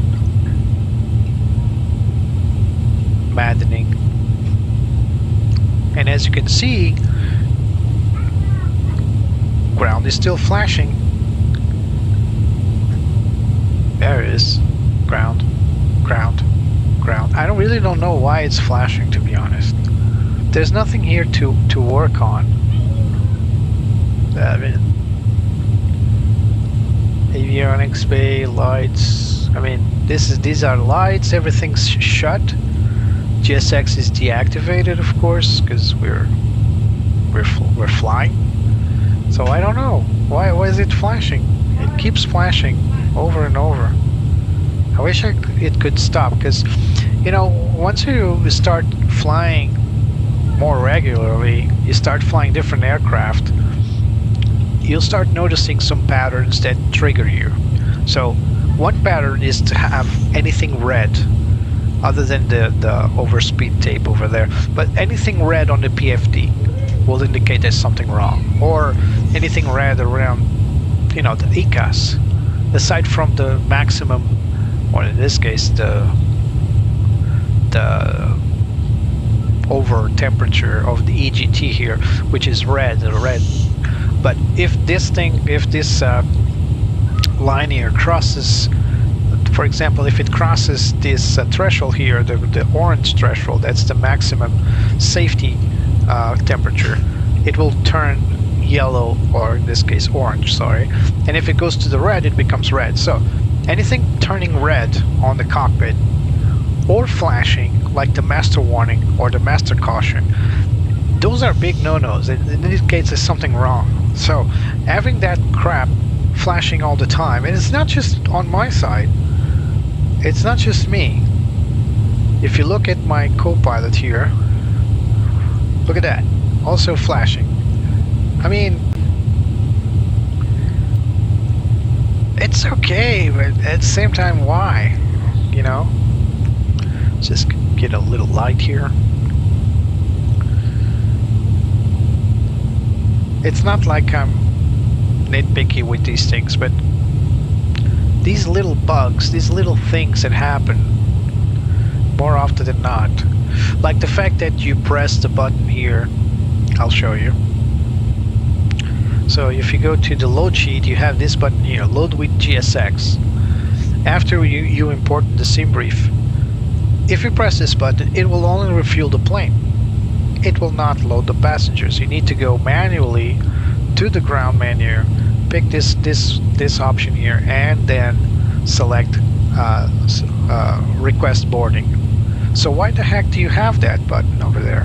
Why do you have this button if it doesn't work? It never worked. As long as I have this plane, this button never worked as intended. I mean, so we have 5 messages here. Let's go to the not the stats. Can we press? Yeah, we can press and go there. Is this why it's flashing? So this right here, this tells me there are messages to be read. I've already read them elsewhere, but this is the initial clearance. Actually, this is a TAF. This is the METAR for our destination. None of this is useful. The METAR on the ground and the TAF on the ground for the departing airport, yeah. But as for the destination, nah, not useful. Really don't need this. I can request my ATs in flight. That's much more useful. This is our preliminary load sheet, but notice we didn't get the final load sheet, only the preliminary. This is generated when we start the flight, and it just tells me what to expect, but we need a final load sheet because there could be no shows. There could be passengers or cargo that is not loaded on the plane. So not useful. None of these messages except for the origin, METAR and TAF are useful. So going to Nicosia. So this plane has came along, I suppose. It does need a lot more care, in my humble opinion, with the polishing. And they do update the plane regularly. But when it was released, oh my, that was a complete mess. What's this? Sliding table. Oh, there's a light for the table here. Nice. Some of the stuff they selected to do and not do on this airplane is a little baffling. For example, why isn't this keyboard working? Honestly, why isn't the keyboard working? Don't be fooled with the arrow changing to a little hand. If you take a good look, it's just pressing beneath the keyboard for the footrest. Yeah, some of this, I mean, the keyboard is much more useful in real life because you need to write stuff down, but why model it and not use it? You know, why? I find it a little disturbing that they spend a lot of time. Oh, did you see that? If you press this to close and then press the sliding table animation, it goes through the screen. These are the footrests. Descend to 6,000 feet with crew NH 1021. Descend to 6,000 feet on Moby Golf, India. And yeah, I like this plane a lot, the real plane, A350. But I have some stuff with this plane by Inibuilds. And as you can see, the ground keeps splashing. Oh my god, that triggers my OCD real bad. Let's go meet the cabin. So don't mind this weird perspective that moves my POV around quite weirdly. That's sane tension. So this is the cabin locker, I suppose. Those are the safety pins. This is the third member for flight engineer or reinforced crew, whoever sits here, depending on airlines and SOPs. That's the, I'm not going down there, but this is the avionics bay. You can actually see, we can go there briefly. You can see that there's all the computers in here. The avionics bay lights switched off so that we can't see much, but it is cool to see all these gizmos and computers flashing. This is the jump seat. You can sit an extra crew member here. It even has its own mask, as it should, and this headset, just making sure I don't mess anything. You will see that this plane does not have opening windows, just like the 787. There are no opening windows, so how the crew escape in case of a fire or anything? There's an escape hatch. Over here, if you pull this handle, there will be a rope and you can climb out of the plane through the hatch. Pretty cool. On other planes, if you have to escape, this window slides open and you also have a rope somewhere up top for both pilot and co-pilot, so you can escape through either window. But in this plane, you only have one exit, and it's one for all, and I guess you need to take turns. Alright, let's go back to the cabin. Did I... Oh, whoa, something's gone. Okay, so I was thinking something went wrong. Alright, so first things first. Yes, it works. Useful? Not so much, but it does work. So, ooh, this is the crew rest. It's actually completely modeled in. I don't know why my mouse is jumping like crazy, but apologies for that. Look at that. Whoa, come on. Easy. Alright, so you see that, yeah, there's an escape hatch. Not a lot of people know this, but there's an actual escape hatch that goes underneath to the cargo hold of the plane. And I don't think this is modeled, but we can see here. Oh! Betsy, what happened to you, baby? What the hell? Why is Betsy sitting on the... Why are you sitting... Oh, this is bad. I'm so sorry, Betsy. I guess another thing they have to solve, right? So, like I was saying, the escape hatch will go underneath through the galley, not the cargo hold. Right here. This is the escape hatch. It's really for the crew to escape and go to the next exit, which is pretty cool. So don't mind Betsy, she's stuck on the floor there. And let's go to our first class cabin. Hello gentlemen, don't mind me, I'm just the captain of this flight. You're watching this very cool show called Inibuilds A350 airliner. Oh my, what's going on with my camera here? Yeah guys, hope you're enjoying the flight. You paid for it. Now these curtains, they open dynamically as the plane continues to fly. Once we land, these curtains should be open. So this is the executive or business class. And now this is the economics, economy class.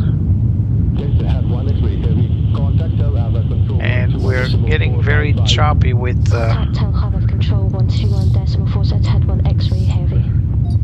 yeah, I'm now going to go back to the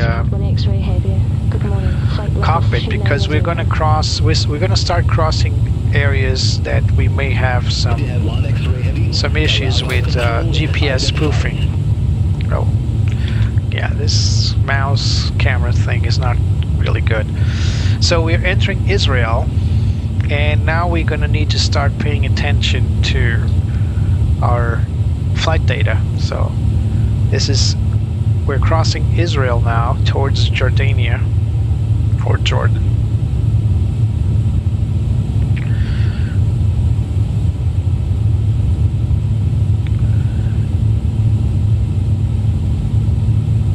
Yeah, I'm talking with iJust in Discord. Yeah, it does have a keyboard, just like the A380. Both airplanes have an embedded keyboard. Lots of things on the 350 are inherited from the 380, by the way. So we're now crossing Israel.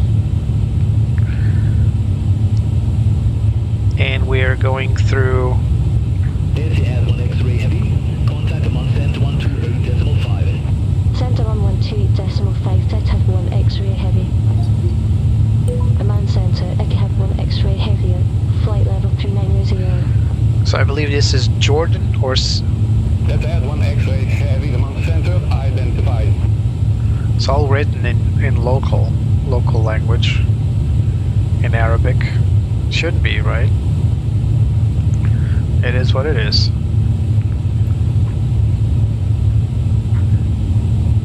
Whoever made this map thought that nobody would fly here except locals. Doesn't make sense. But we passed Israel. We actually passed over Gaza. No, Gaza's here, sorry. So, North Israel. I think this is Jordan. And then we're going to enter the United Arab Emirates. Right here, this entire area here. And I guess this is just one zone.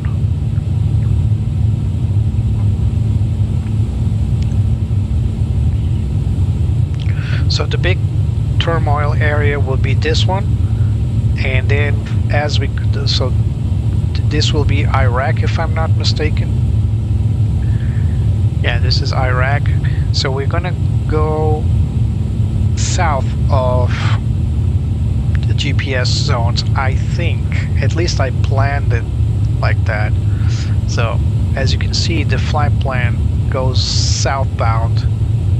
That's why we went all the way through Italy, to avoid this area.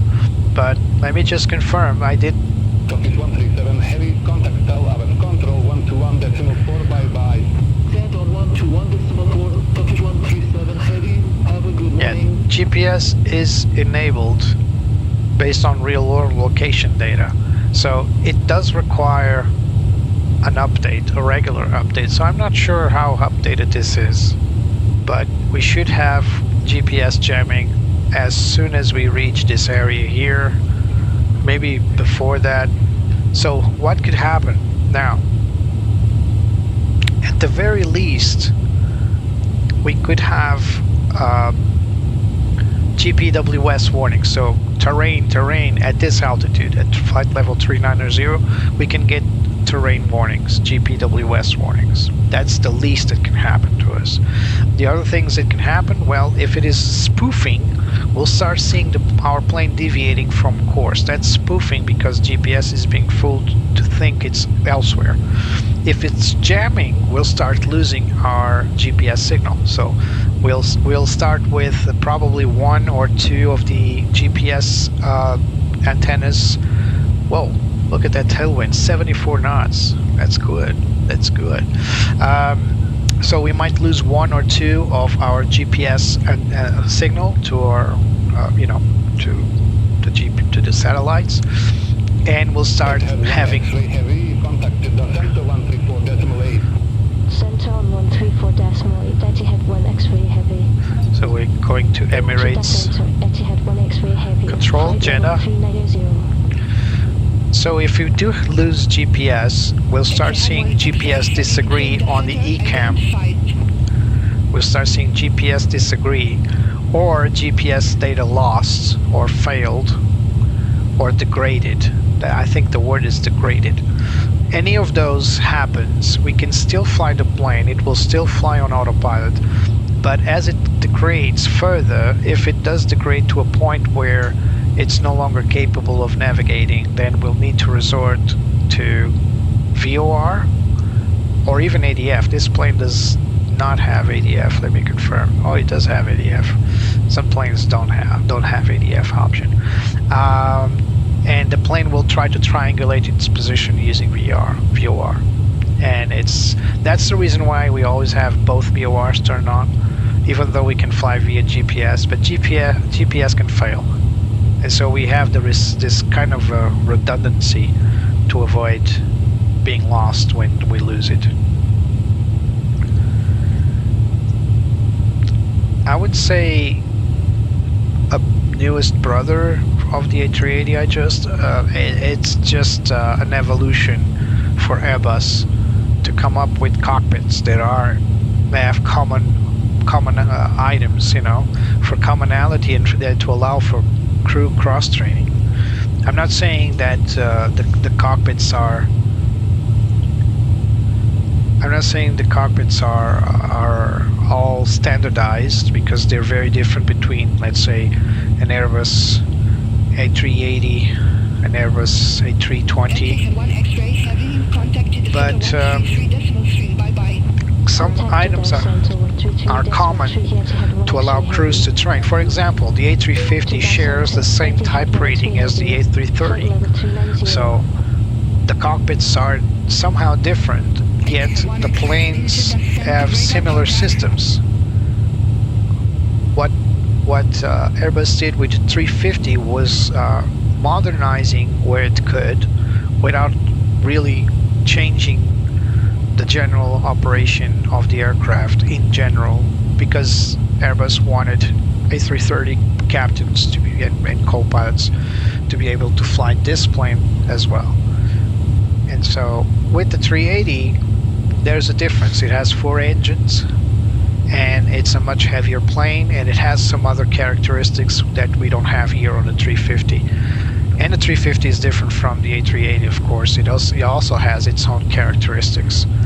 So it's not like one inherited from the other, but certainly the cockpit was used because the pilots, of course, helped develop these planes. And the A380 being the previous development on the long hauler for Airbus, they took the best lessons and they implemented it on the A350.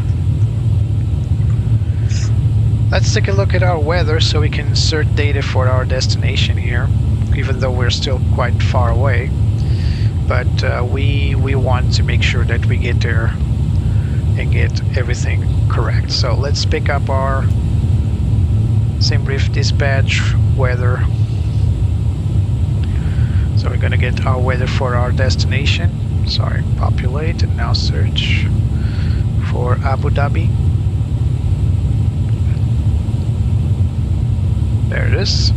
So the weather in Abu Dhabi is VFR. But we're going to take a good look at our ATs from St. Engines. So first of all, let's get our weather. So we got wind at 300 at 11. 300 at, well, sorry about that. 300, enter, and now 10 knots, 11 knots I mean. Our outside temperature is 18, and our QNH is 1016. Alright, oops. 1016, done. As for our minimums, we are going to take a good look at our OFP destination. Supposedly it's not going to change that much, so we're going to come here to routing. We're expecting runway 31 Lima and ILS runway 31 Lima. So now we're going to go here to our terminal charts. I'm going to go through our approach. First of all, let's get our airport data. Taxing and parking, low visibility exit routes. Alright, and this, what is this? Oh, it's alright, this is even better. Alright, and now for the approach, we're going to set our arrival to runway .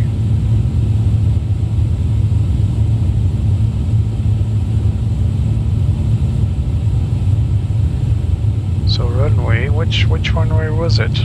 21 left, right? View.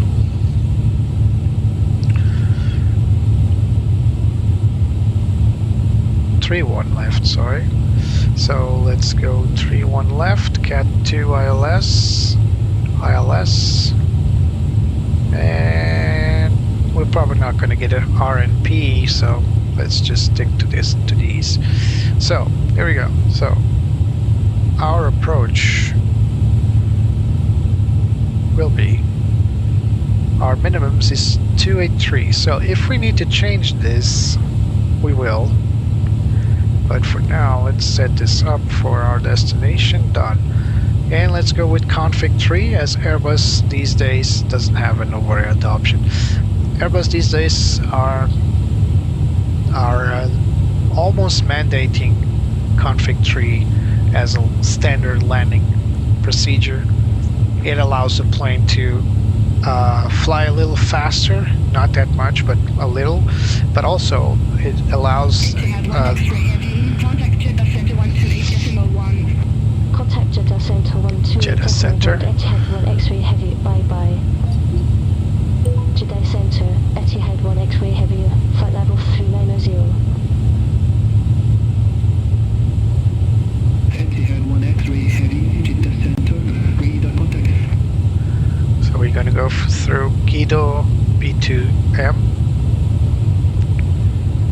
Like I was saying, it allows the plane to, I sincerely hope this doesn't change. ILS, via, we need the charts. Via Pegum or Etran. Which one is it? Well, we're coming from the left, so it's probably Etran.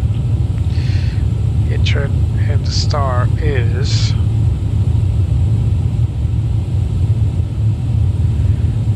Guido to Mike. This one. Temporary flight plan, temporary insert. So we're doing all this because we're expecting the routing to be respected as pre-briefed. If it's not, we need to change all this in one swift stroke, so I hope it is.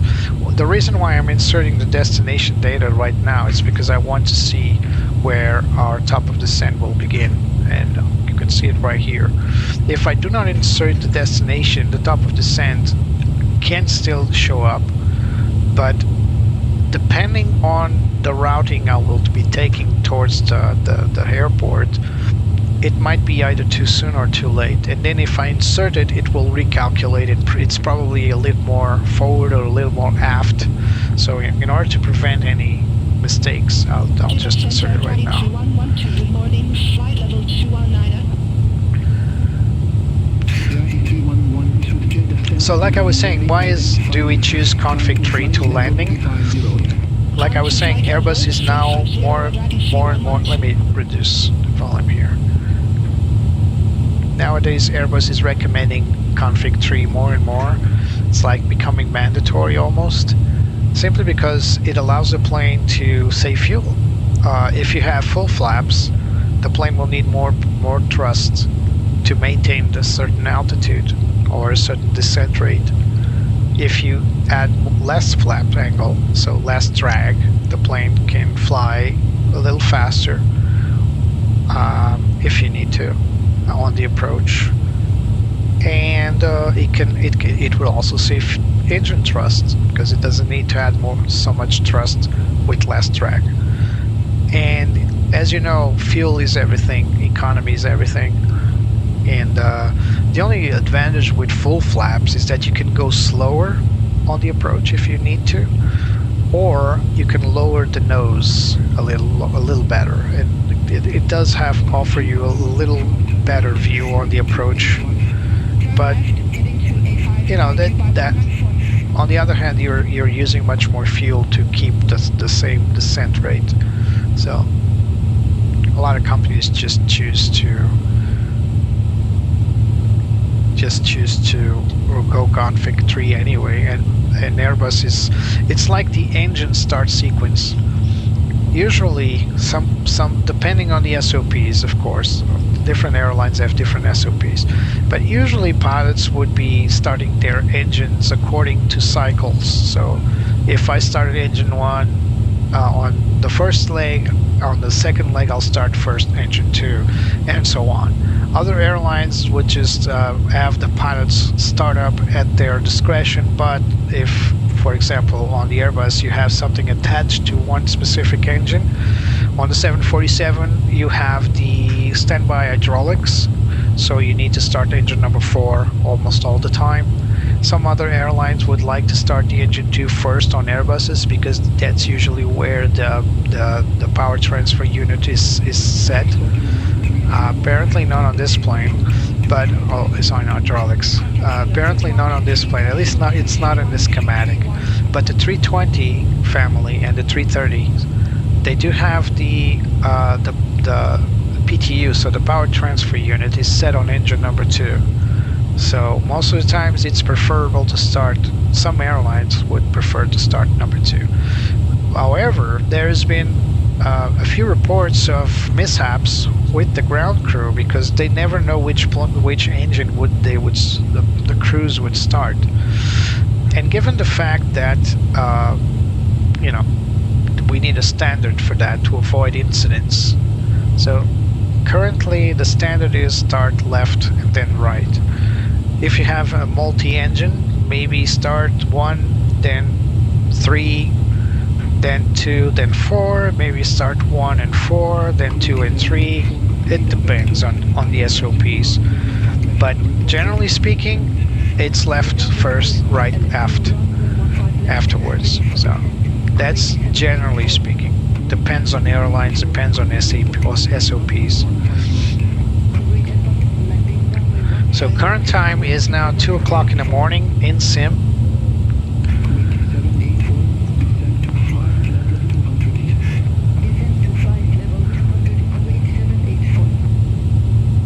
So far we didn't have any GPS stress so far.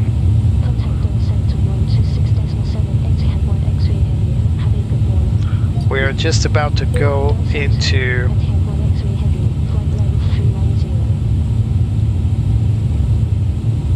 infamous Persian Gulf. We are already in Doha. So we're no longer with Riyadh. So Qatar is right here and we're already being controlled by Qatar. Maybe that's because the United Arab Emirates is so great and Saudi Arabia can only control this far. This is what I take. Let's go if we can see the IFR.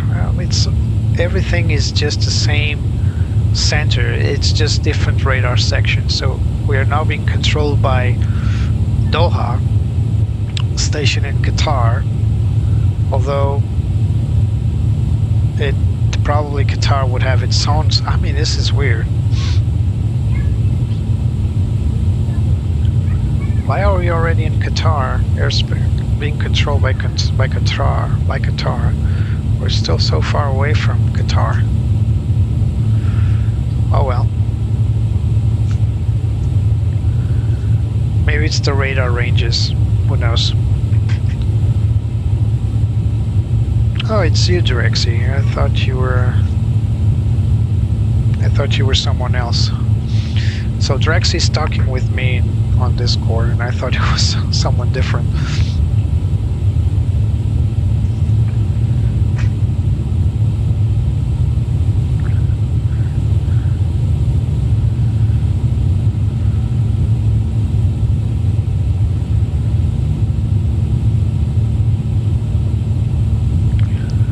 So, as you can see, 2 o'clock in the morning, but that's Zulu time, and we're reaching the Persian Gulf and the sun's rising. How cool is that? So we did an overnight, although we are accelerating time, and we're going to land at 3:20 in the morning in Zulu time, but since we're going against the sun, we're actually catching up sunrise in the Persian Gulf. So we might get a day landing, which is always good. I need to do this more often because a lot of people criticize my flights for being always at night. Guys, it's the only free time I got. I wish I could make like morning flights. Sometimes I do it on Sundays, but not every time I can do it.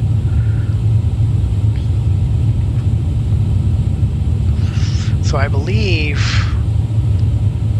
we're looking, let me confirm that before I say anything stupid.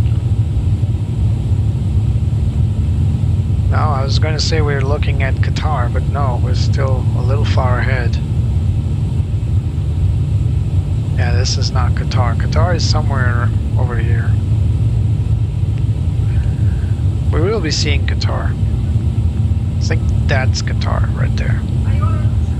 I already flew to Doha once in Flight Sim, and a mishap happened. I purchased the Doha airport, but I landed on the wrong one.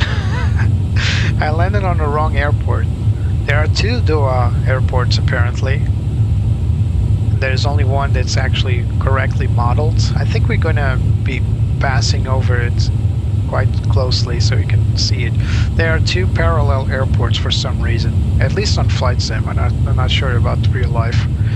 And yeah, I landed on the wrong airport. I mean, I didn't land on the wrong airport by flight plan. The flight plan took me correctly to the right airport that I planned to, but I inserted the wrong ICAO code, and so the flight plan took me to the wrong airport. It's not the one I had purchased, so I need to come back to Doha one day to make amends on that flight. So look at the sun. Sun's rising. How beautiful is that? Let's take a look outside.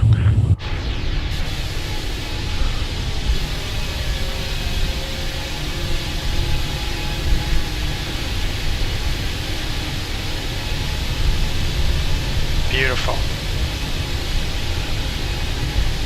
How beautiful is this?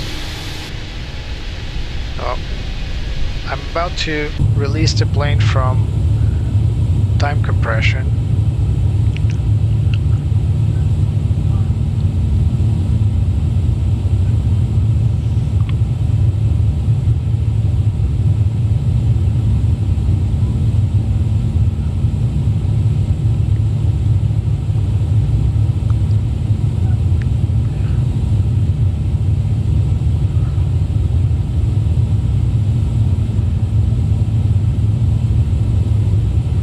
Yeah, you see here, we should be still flying. Turn right, heading 315 Victor for Hamid. We should still be flying in Jeddah control. For some reason, we've been handed over to Doha, really far away. So this is the Doha responsibility area. I don't know what it's called in English, but in Portuguese it's called a responsibility area. So sorry about my mangled English.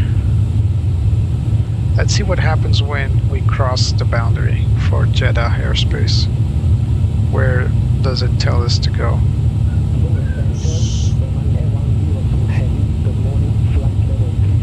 So far, no GPS issues. It's not like I want them, but we were expecting them, given that this is a conflict area. Maybe Inibuilds or nav data isn't updated. Navigraph, I mean.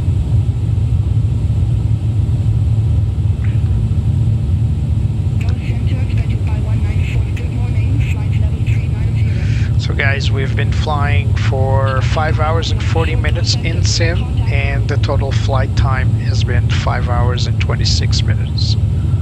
So this is out of the gate, and this is flight.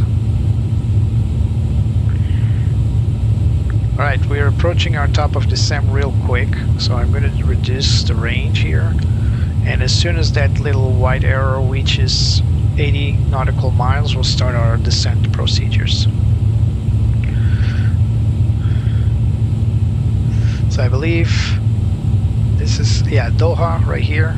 So you see the capital of Qatar, it's down there. And let me see if you can see my unfortunate mistake. Airport. Now we're too far away, but there are two parallel airports. One may be military and the other may be civilian. I don't know. What I do know is that I landed on the wrong one. The one without any scenery developed, which was really not fun. I was wondering when I landed, what the heck? I paid for this airport. It looks like crap. Of course it does like crap because it's the wrong airport. It happens. It's not like every day you see two airports standing side by side. Alright, we are on 80 miles, so let's decelerate time now. So we're back into normal time. And I'm just gonna try my best not to screw up if they give me the different clearance. So look at that. Sunrise. Look at that.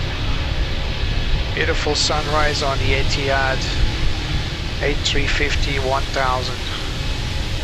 Beautiful orange colors. Scheduled by 194, turn left, heading 280. Turn left, heading 280, scheduled by 194. Amazing.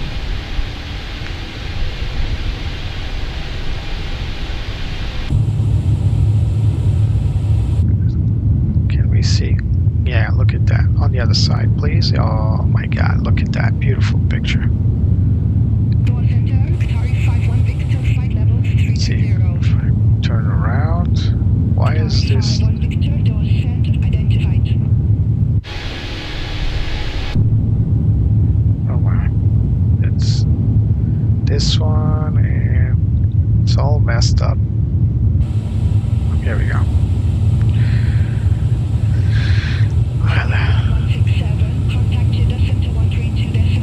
I got my track IR back on. Let me just level my eyesight. There we go. There we go. Now much better. Alright. Sunrise. Betsy isn't here, but let's put a cover for her precious little eyes. I mean, I'm going to put my cover on. Maybe even this one.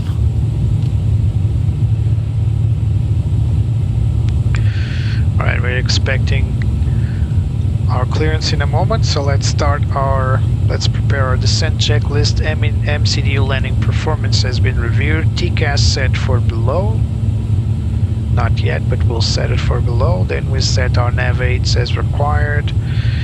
Seatbelt signs, and then barrel reference set below transition altitude, and below 10,000 feet set seatbelt signs, landing lights, and wing lights. All right, these are the memory items. Sunrise is always a good flying ass.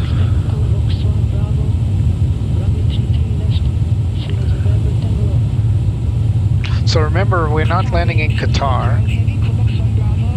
We're gonna land in Abu Dhabi, so it's still some mileage to go.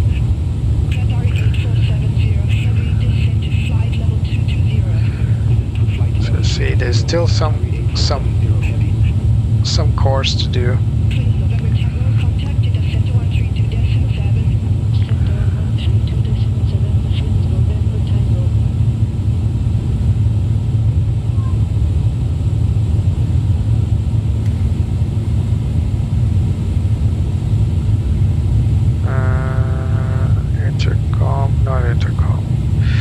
Yes, intercom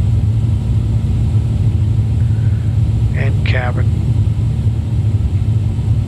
Qatari A470 heavy, contact JETA center 132.7. Contact JETA center 132.7, Qatari 8470 heavy.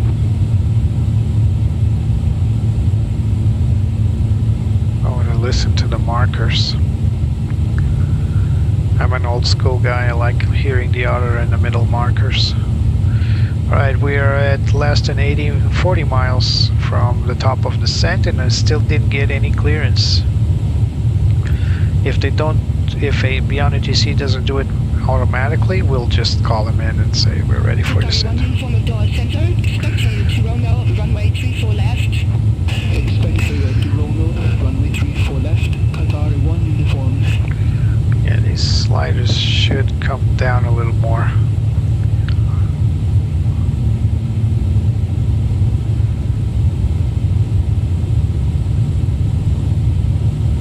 Any moment now.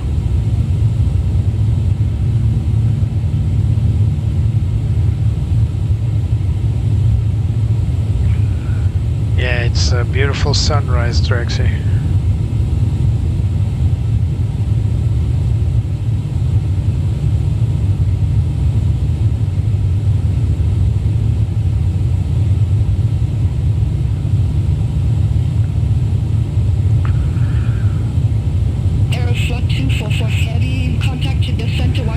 Aeroflot, yeah, Russians fly to the Middle East. Sometimes I forget they exist. Etihad 1 X-ray heavy, door center, expected up to Mike, runway 31 left. Guido 2 Mike, runway 31 left. That's what we got, isn't it? Guido 2 Mike, yeah, accept. Expect Guido 2 Mike, runway 31 left at Etihad 1 X-ray heavy. Nice. We got our accepted clearance. Let's take a look at the weather first. Door center, Qatari 1167 heavy. Good morning, flight level 410. See if anything changed. Qatari 1167 heavy, door center, radar contact. Qatari 1167 heavy, Oleg 1 Romeo, runway 34 left, report ready for descent. Oleg 1 Romeo, runway 34 left, ready for descent. Qatari 1167 I think nothing changed. Here it's the same. Flight level 220. Descent to flight level 1016. heavy. This was at 2200, 2200. Yeah, that's about it. Well, it's not been updated. Let's see if it does refresh. Nope, it's still the same. What time is it? 22:54. Yeah, it's the latest. It's the latest. By the way, you didn't see the if there's any NOTAMs. Tower center, North 908, flight level 330. North 908, door center identified. Qatari 88 Hotel City, contact Kuwait radar 125. Lots of NOTAMs. 88 Hotel Heavy, bye-bye. Lots of close stands, actually. But nothing serious. So airport operations are completely normal, apparently. So we can start our descent. Etihad 1 X-ray Heavy approaching our top of descent, ready for lower. Etihad 1 X-ray Heavy, did up to Mike, runway 31 left, descent to 15,000 feet, QN 81017. Get up to Mike, runway 31 left, descend to 15,000 feet at Etihad 1 X-ray Here we Heavy. go, managed descent.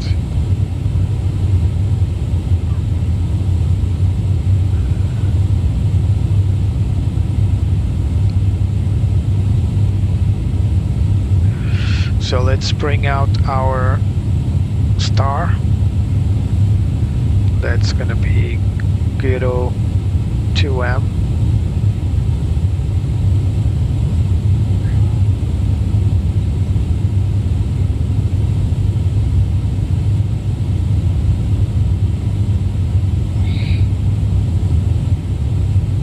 There it is.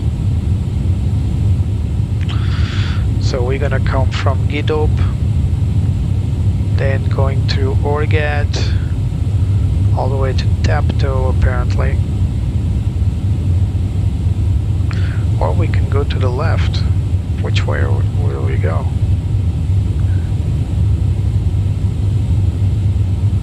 It's to Mike.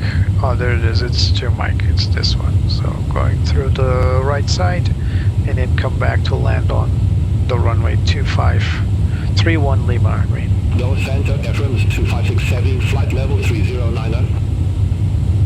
Efrons 256 Heavy, does center radar contact.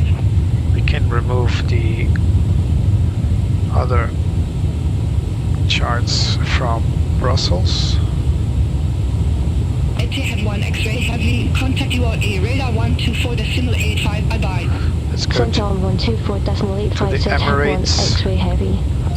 radar control. UAE radar, Etihad 1 X-ray Heavy. That's an Emirates aircraft up there. Flight level 371. Etihad 1 X-ray Heavy, UAE radar identified.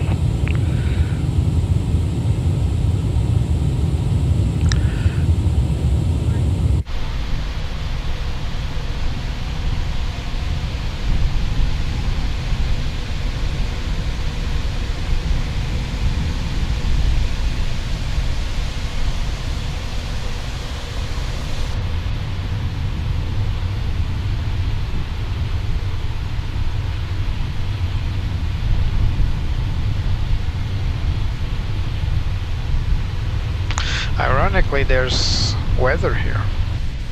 Oman 990 Heavy, descend to flight level 120. Descend to flight level 120, Oman Air 990 Heavy. We were commenting that on Brussels it was clear when we left.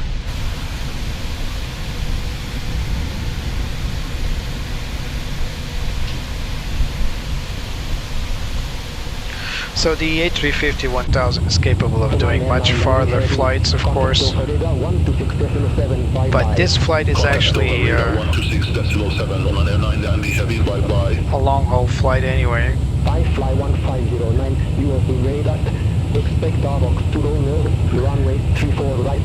Expect Avox 2 Romeo, runway 34 right. I fly 1509. I fly. Oh, it's the other I fly. I fly is a Portuguese charter airline, so I was, but it doesn't respond to iFlight call sign. It responds to Moonraker. There are two actually, but one of them is Moonraker. Emirates 805 Super, contact over radar 126.7. Contact over radar 126.7, Emirates 805 Super, have a good morning. 805 Super.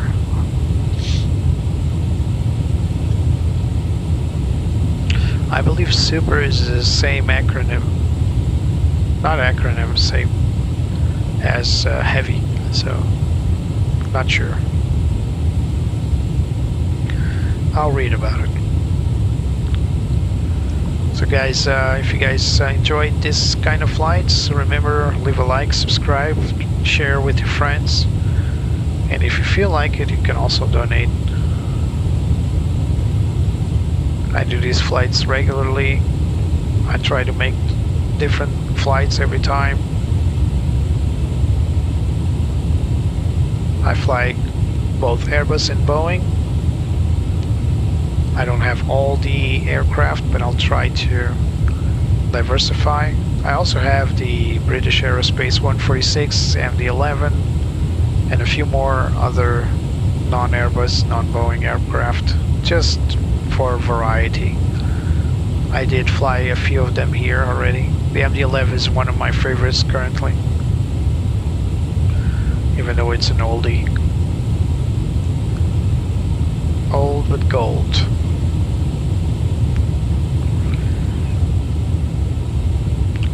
So Abu Dhabi is south of Dubai, for those that don't know. 071, descend to flight level 080. Descend to flight level 080 in Nora 071.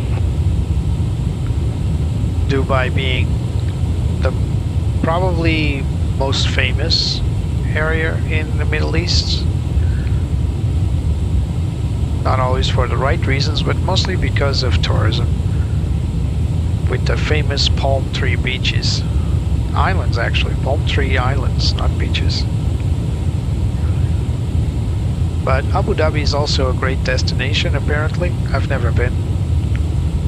But apparently it's just as good as Dubai in terms of pricing and luxury.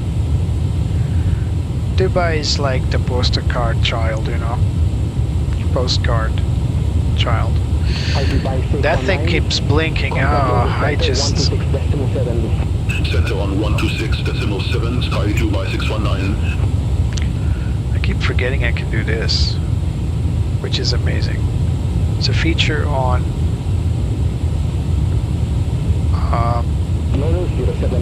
contact Dubai approach 124.67. It's a feature on... Contact Dubai approach 124.67, Apollo 071. Also on the overhead, I think. Yep, there it goes. It's a feature on chase plane. The cameras, you can zoom in automatically. So you can look at, if you look at the FCU, you just press and you go there. If you look at the overhead, you press and you go there. Pretty cool feature. Doesn't work on everything on the cockpit, but the pedestal, the lower ECAM, or in this case the FMS, the ECAM system, pilots, PFD and ECAM, it just doesn't go to the to the OFP, OIS, to the electronic flight bag. But that's something you can easily program, by the way. Just set a camera. You can actually set up one of those GoPro cameras that you mount here. You can set all that up. It's pretty cool. It just takes a moment to program everything. We're coming up on the first decel. Descent checklists have been set. We're just waiting for the below 10,000 feet and then below the line for the standard altitude back to a local altitude. In the meantime, I'm going to set up my LS and velocity vector. So landing system and velocity vector are turned on. We're going to land at runway 31 Lima via ILS.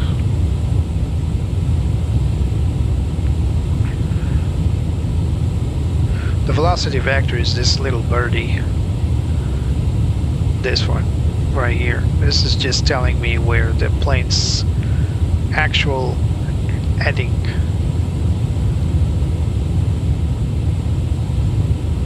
So the little square is where my nose is pointing at, but due to winds coming from the right side, my actual heading is to the left of it. Just a cool thing to know. Some A350s do have the overhead, the HUD, I mean, heads-up display, but apparently Etihad does not have that.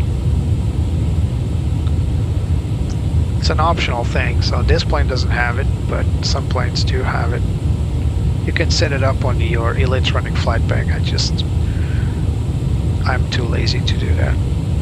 Plus, I don't find any advantage of using the HUD except for low visibility approaches. 6 to Bravo Heavy. I fly 1509, Tabox 2 Romeo, runway 34 right, report ready for descent. Tabox 2 Romeo, runway 34 right, ready for descent. I fly 1509. I fly 1509, descend to flight level 180. Descend to flight level 180, I fly 1509. Etihad 316, descend to 11,000 feet. Descend to 11,000 feet. Etihad 316. So we're about to get cleared for flight level 110 afterwards. We're still reaching flight level 150. And our little birdie is coming up on Gido,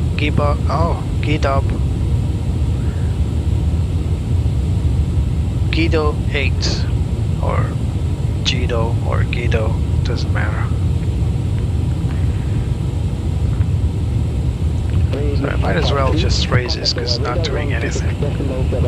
Contact over radar 126.7, radio 553. And neither is this one. One day we'll have shaders that actually do work. It's not today.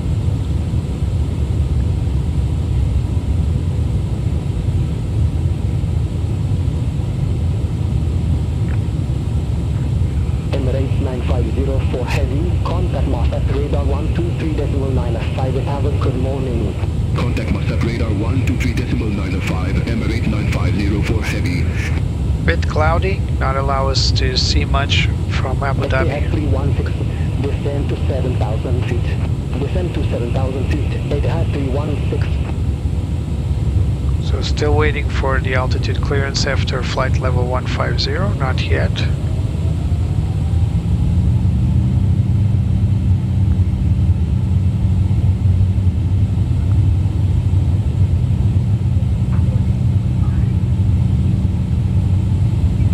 Beautiful sound from the XWB engines. Contact Abu Dhabi radar 133.55. Contact Abu Dhabi radar 133.55 and they had 316. They had 1 X-ray heavy descend to 12,000. There it is. QNH1017. Descend to 12,000 feet at QNH1017, Etihad 1 X-ray heavy.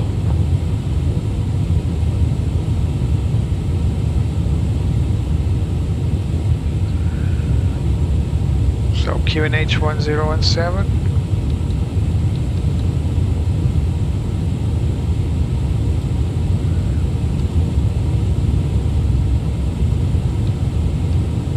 Set and cross-checked. Barrel reference set. Send checklist above the line complete.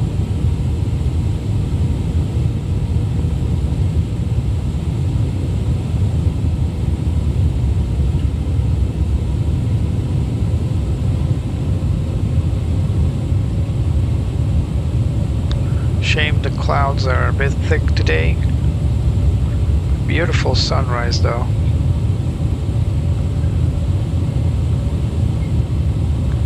So much like Dubai,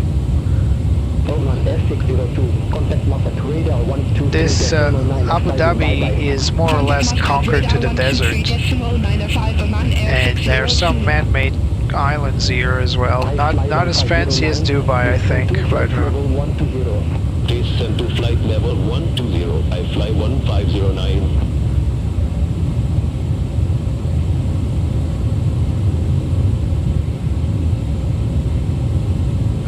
so it appears we have a discontinuity. Contact over radar 126.7. Contact over radar 126.7. I fly 1509. We're gonna leave that for now because I believe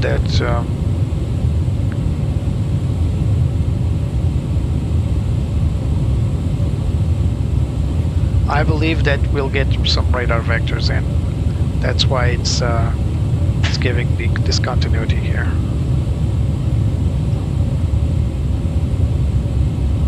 1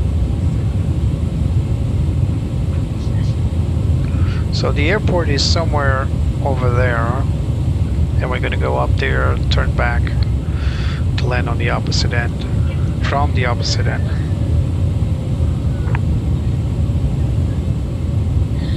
Sorry about that.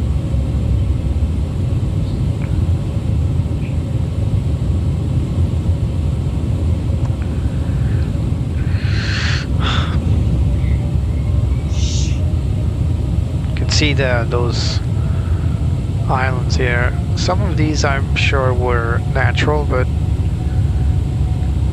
Dubai has the record of those islands, artificial islands they built there. But some of these, if I'm not mistaken, are also, some of them are artificial.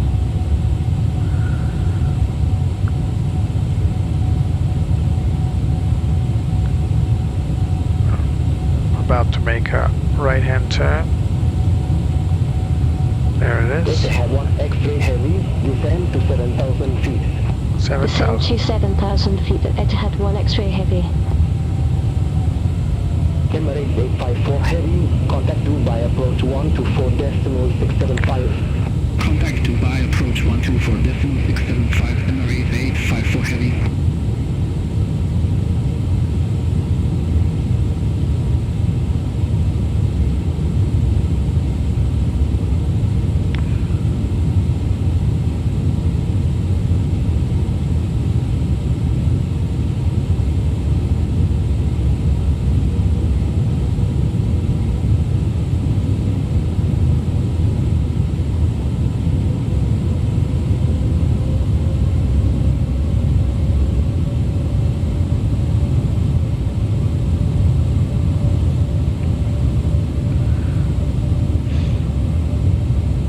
So no GPS jamming or spoofing.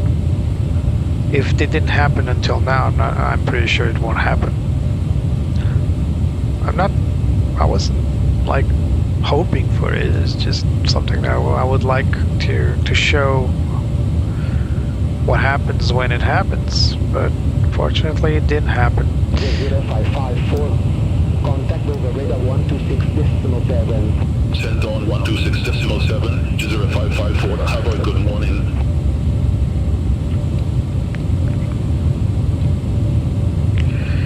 Passing 10,000 feet, let's turn the lights on.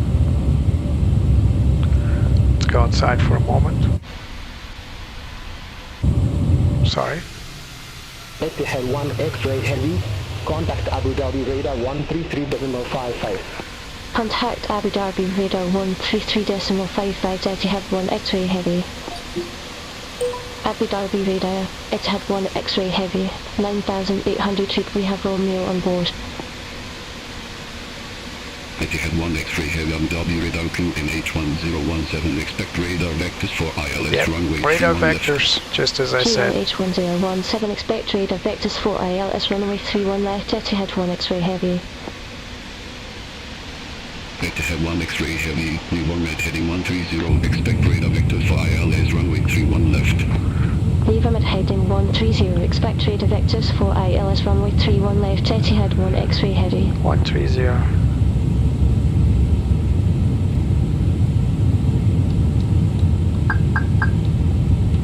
For now, stay at 134 and then we'll be turning at 130.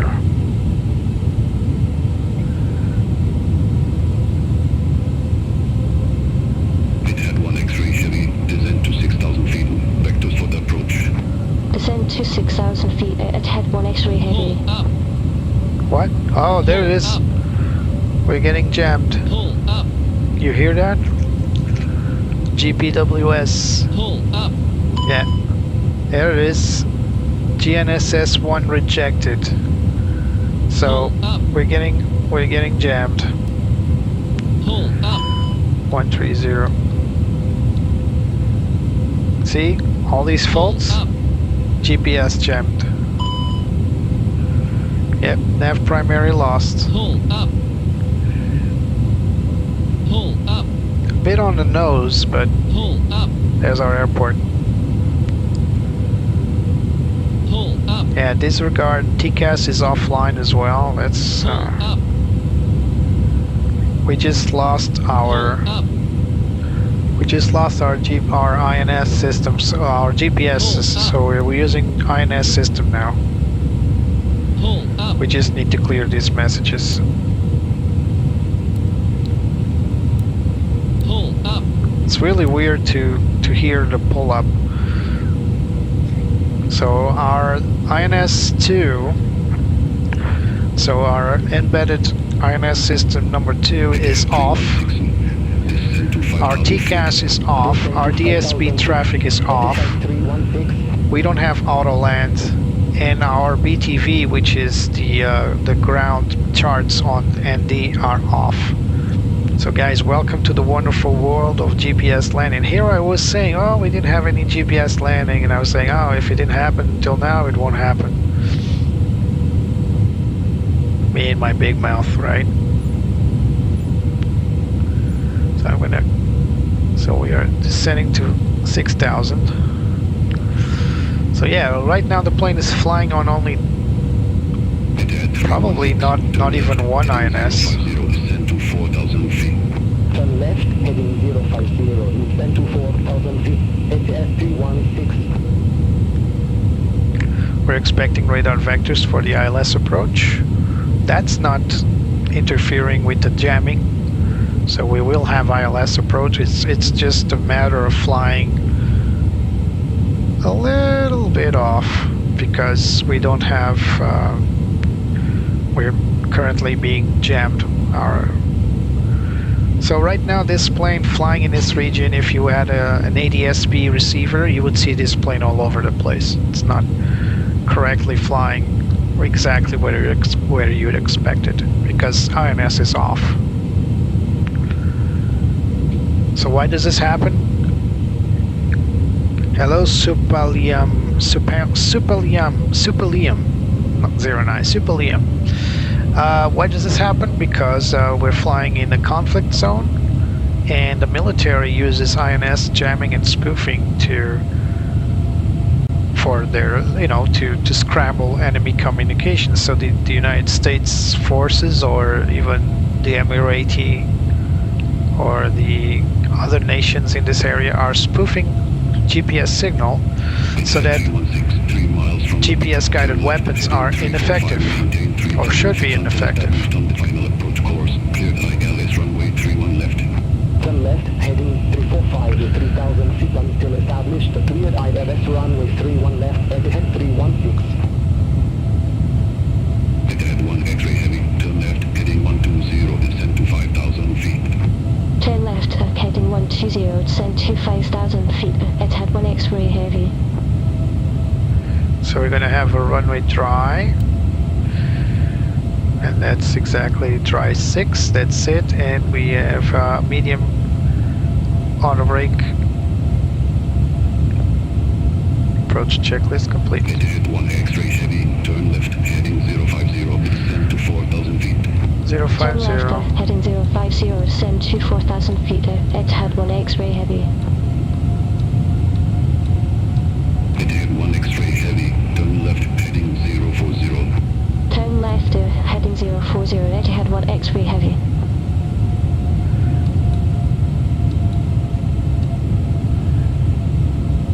Etihad 1 X-ray heavy, turn left, heading 030. Turn left, heading 030, Etihad 1 X-ray heavy.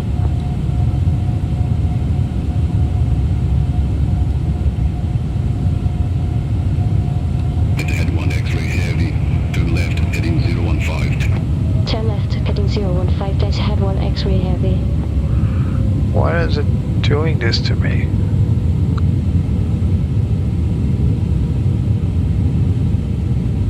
Etihad 1 X-ray heavy, turn left, heading 005. Turn left, heading 005, Etihad 1 X-ray heavy.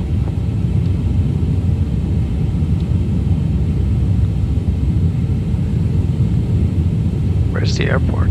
It's right there. Etihad 316, contact Abu Dhabi Tower 119.2, bye-bye. Contact Tower 119.2, Etihad 316. Good morning. Etihad 1 X-ray heavy, 4 miles from Ubik, turn left, heading 335, maintain 3,000 feet until established 2, cleared ILS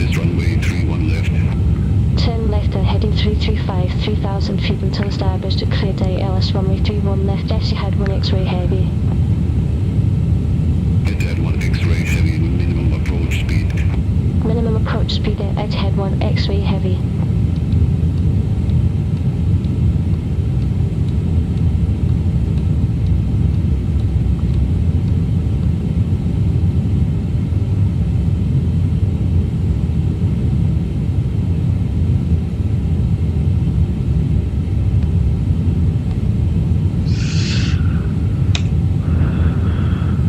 Let's go for the ILS approach. Let's prep our landing checklist here.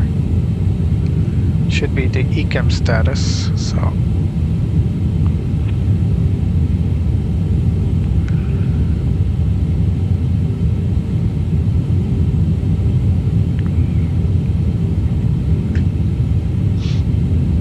So we're gonna land with config flaps 3. Our VAP is 138 knots.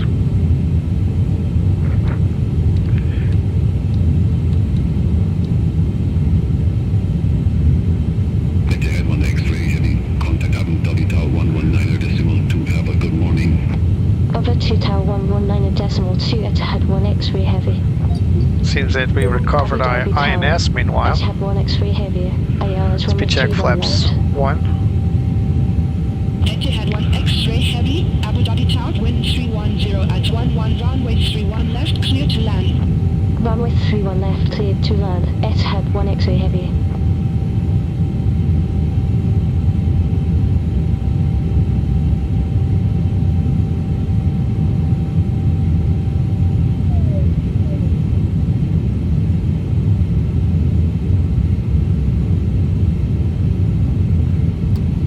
Speed check flaps 2. We are clear to land.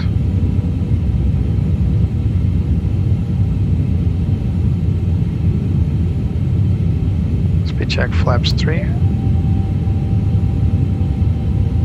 2,500. 2,500 check. Gear down. Ah, there we go again. Not gonna make the same mistake again. There we go.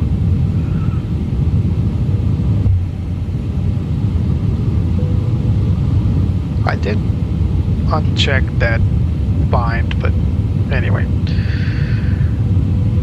Fully established. Landing checklist. Ground spoilers armed. 2,000. Checklist complete. ECAM landing memo, no blue. 2,000. Check.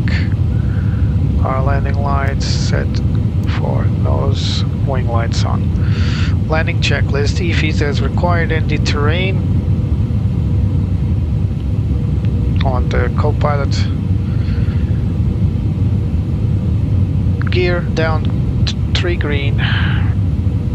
Nose wheel light set for takeoff. Auto brake set. Spoilers are armed. Landing flaps set to landing. Landing memo no blue. Landing checklist complete.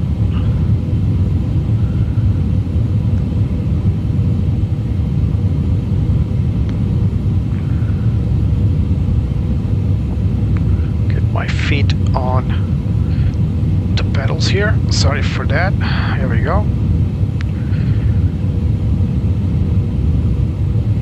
So we got nose wind. Next available taxiway. Exit next available taxiway, Etihad 316. So that Etihad was clear to land. 1,000. 1,000 check before us. Autopilot off.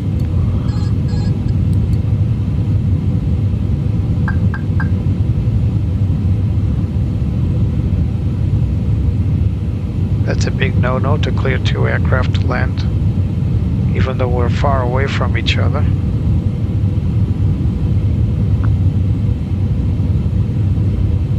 But it is what it is.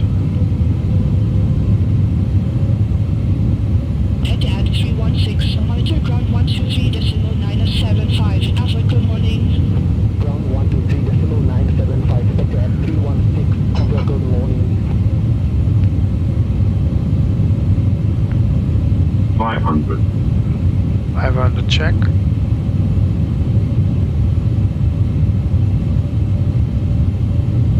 Just following the flight director. 400. 400 check. 300. Check. Little bit high. 200.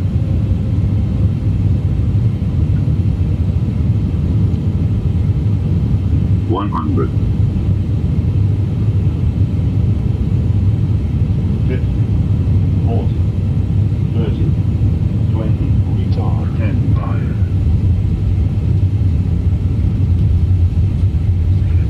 5. Auto brake set. Reverse.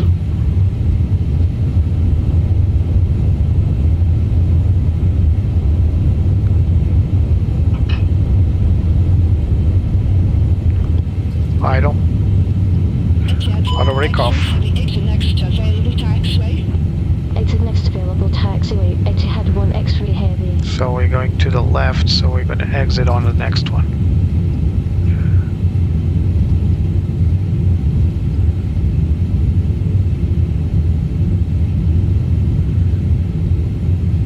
Or maybe to the right. Yeah, let's exit on the right one.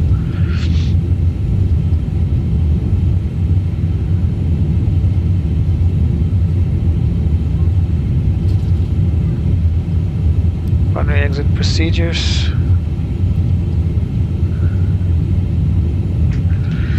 Flaps up.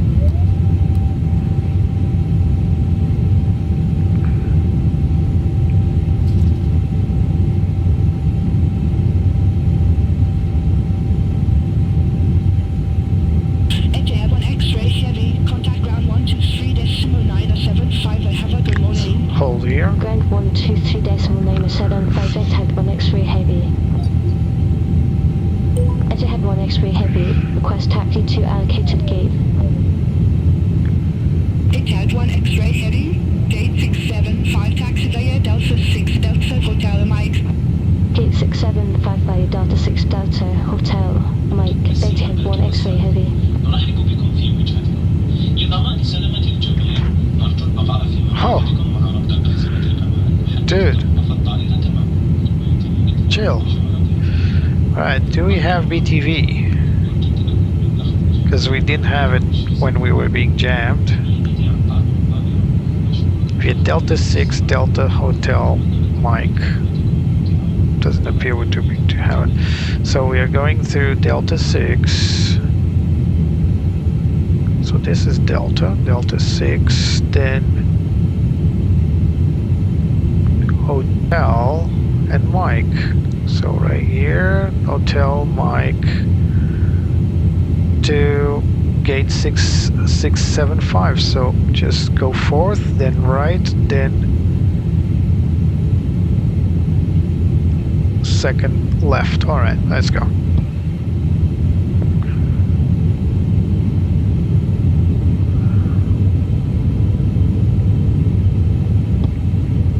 All right, we do have.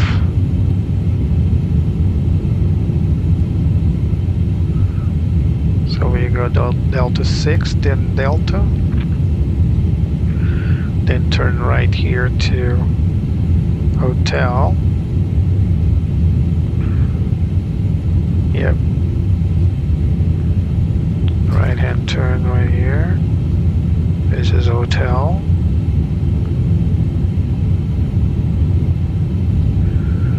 And then not this one, the other one, right? This is Charlie and then Mike.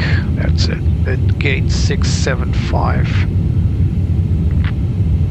Probably one of the first gates there.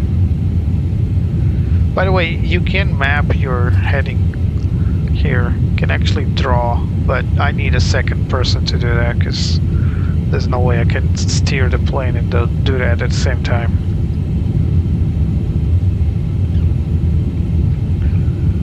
Alright, our APU is available. Let's get our APU bleed on.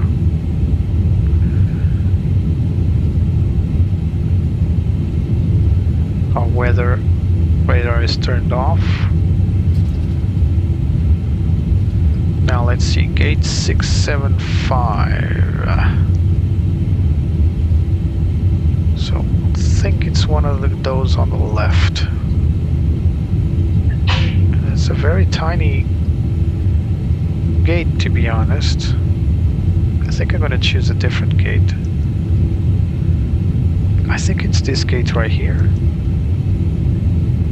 Is it? I need to confirm this. Look at these beautiful gates. Why can't I get one of those? Why do I need to go to a ramp? Is GSX accepting gates? Oh yes, it is. So let me see now. We're at apron. What's this apron? Let's go for gate 614. Yeah, that's it. No. Alright. I don't want this gate here. It's too small. Don't know why Beyond ETC allocated that gate to me. I'm going for gate 614 because it's the terminal and it's for heavies. This is not a heavy gate, not by any chance. Look at that. This is a small jet. I would just clip that 737 apart. So we're going for gate 614. That's the one.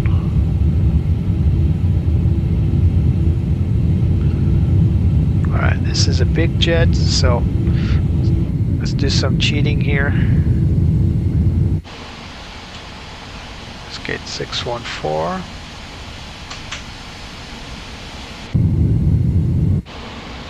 There it is.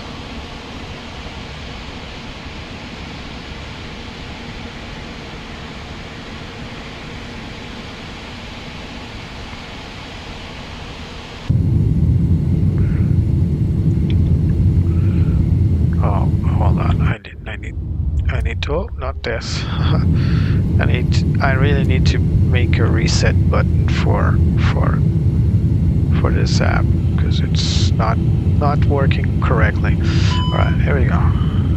Yeah, the brakes are hot. Yeah, let's turn on brake fan.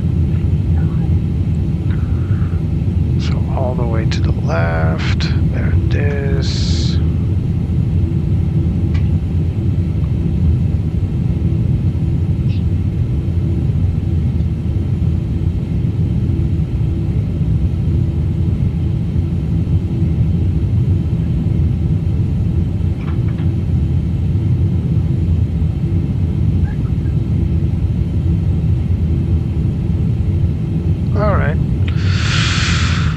Nicely done.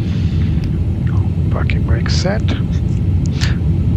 We got our AP1, so turn off 1. Turn off 2. Beacon off. Parking okay.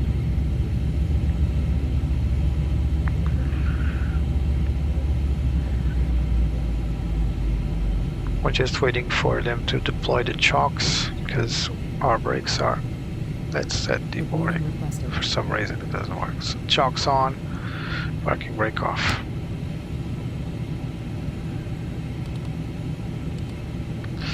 Alright. After landing, parking checklist. We should have turned this off as well as this. Checklists. Parking checklist. Parking brake or chocks. Chocks are on. Engines are off. Our wing lights are off as well. And our fuel pumps are off. Parking checklist complete. Alright guys, welcome to Abu Dhabi. And yeah, everything that was planned to happen did happen. So not only, let's go outside. Not only did we have the infamous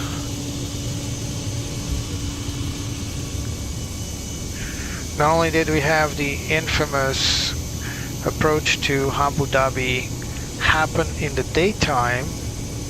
That was a kind of unexpected, really. We also had the GPS jamming and spoofing. That was a bit scary. Nothing serious. As soon as we went below the jamming area of interference, which is generally at some altitude, we got our GPS data back. The flight itself was fairly uneventful, so everything went as planned. The only thing that let's request the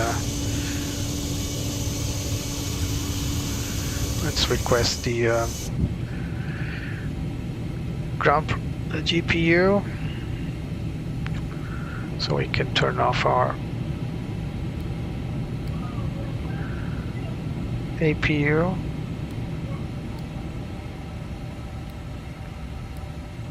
Alright, and this should be on. Like I was saying, we got some GPS spoofing or jamming.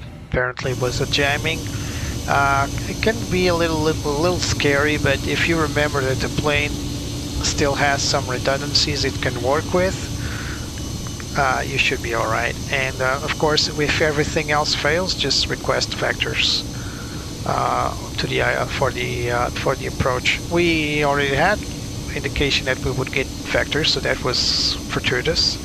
But if anything happens, remember the ILS is not affected by jamming, and as soon as you descend a certain altitude, you will eventually get cleared of the jamming. So guys, thank you so much for coming. Aviation's Northern Supalium,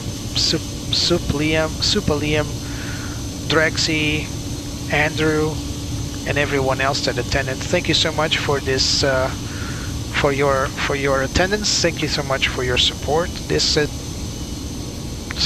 been a flight from Brussels, Belgium to Abu Dhabi in the United Arab Emirates. It was a very pleasant flight. Hope you guys enjoyed. I certainly did.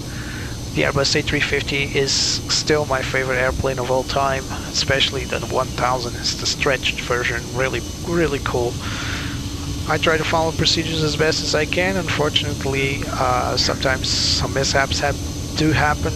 I try to correct them and get us to our destination. That's exactly what happened. So the plane's beautiful. Inibuilds has some hiccups here and there to solve still after all this time. Nothing too serious. You saw my co-pilot Betsy was sitting on the galley instead of being in the cockpit, for example. Those are small stuff, nothing too serious. But yeah, it does break immersion at times. Next time we'll be flying out of Abu Dhabi, so again, I'm open to suggestions. Where should we go? There's a lot of cool destinations to choose from. I certainly am one for always trying something new, so feel free to suggest both the destination and the aircraft to fly out of Abu Dhabi. So guys, thank you so much once more. Have a nice day, have a nice evening, nice weekend, and remember that the skies are always blue, even though it's stormy.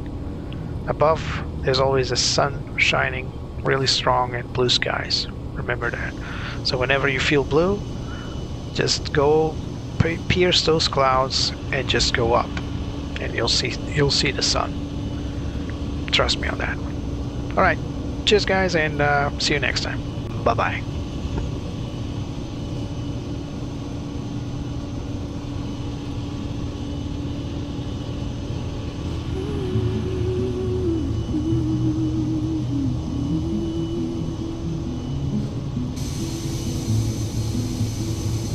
I love to fly up in the sky.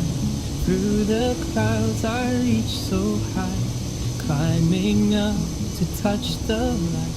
Adventure calls me day and night. The wind, it sings a melody, guiding where I long to be. I'll spread my wings and chase the sun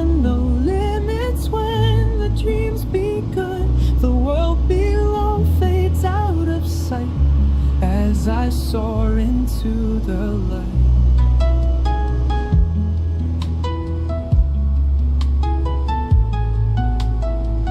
The stars above begin to shine, painting trails so bright and fine. Every turn brings something new, endless skies in brilliant blue. The wind, it sings a melody, guiding where I long to be. I'll spread my wings and chase the sun, no limits when the dream's begun. The world below fades out of sight as I soar into the light.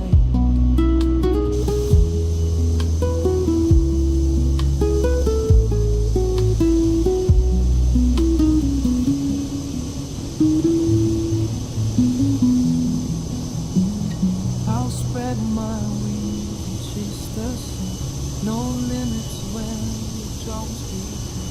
The world below fades out of sight as I soar into the light.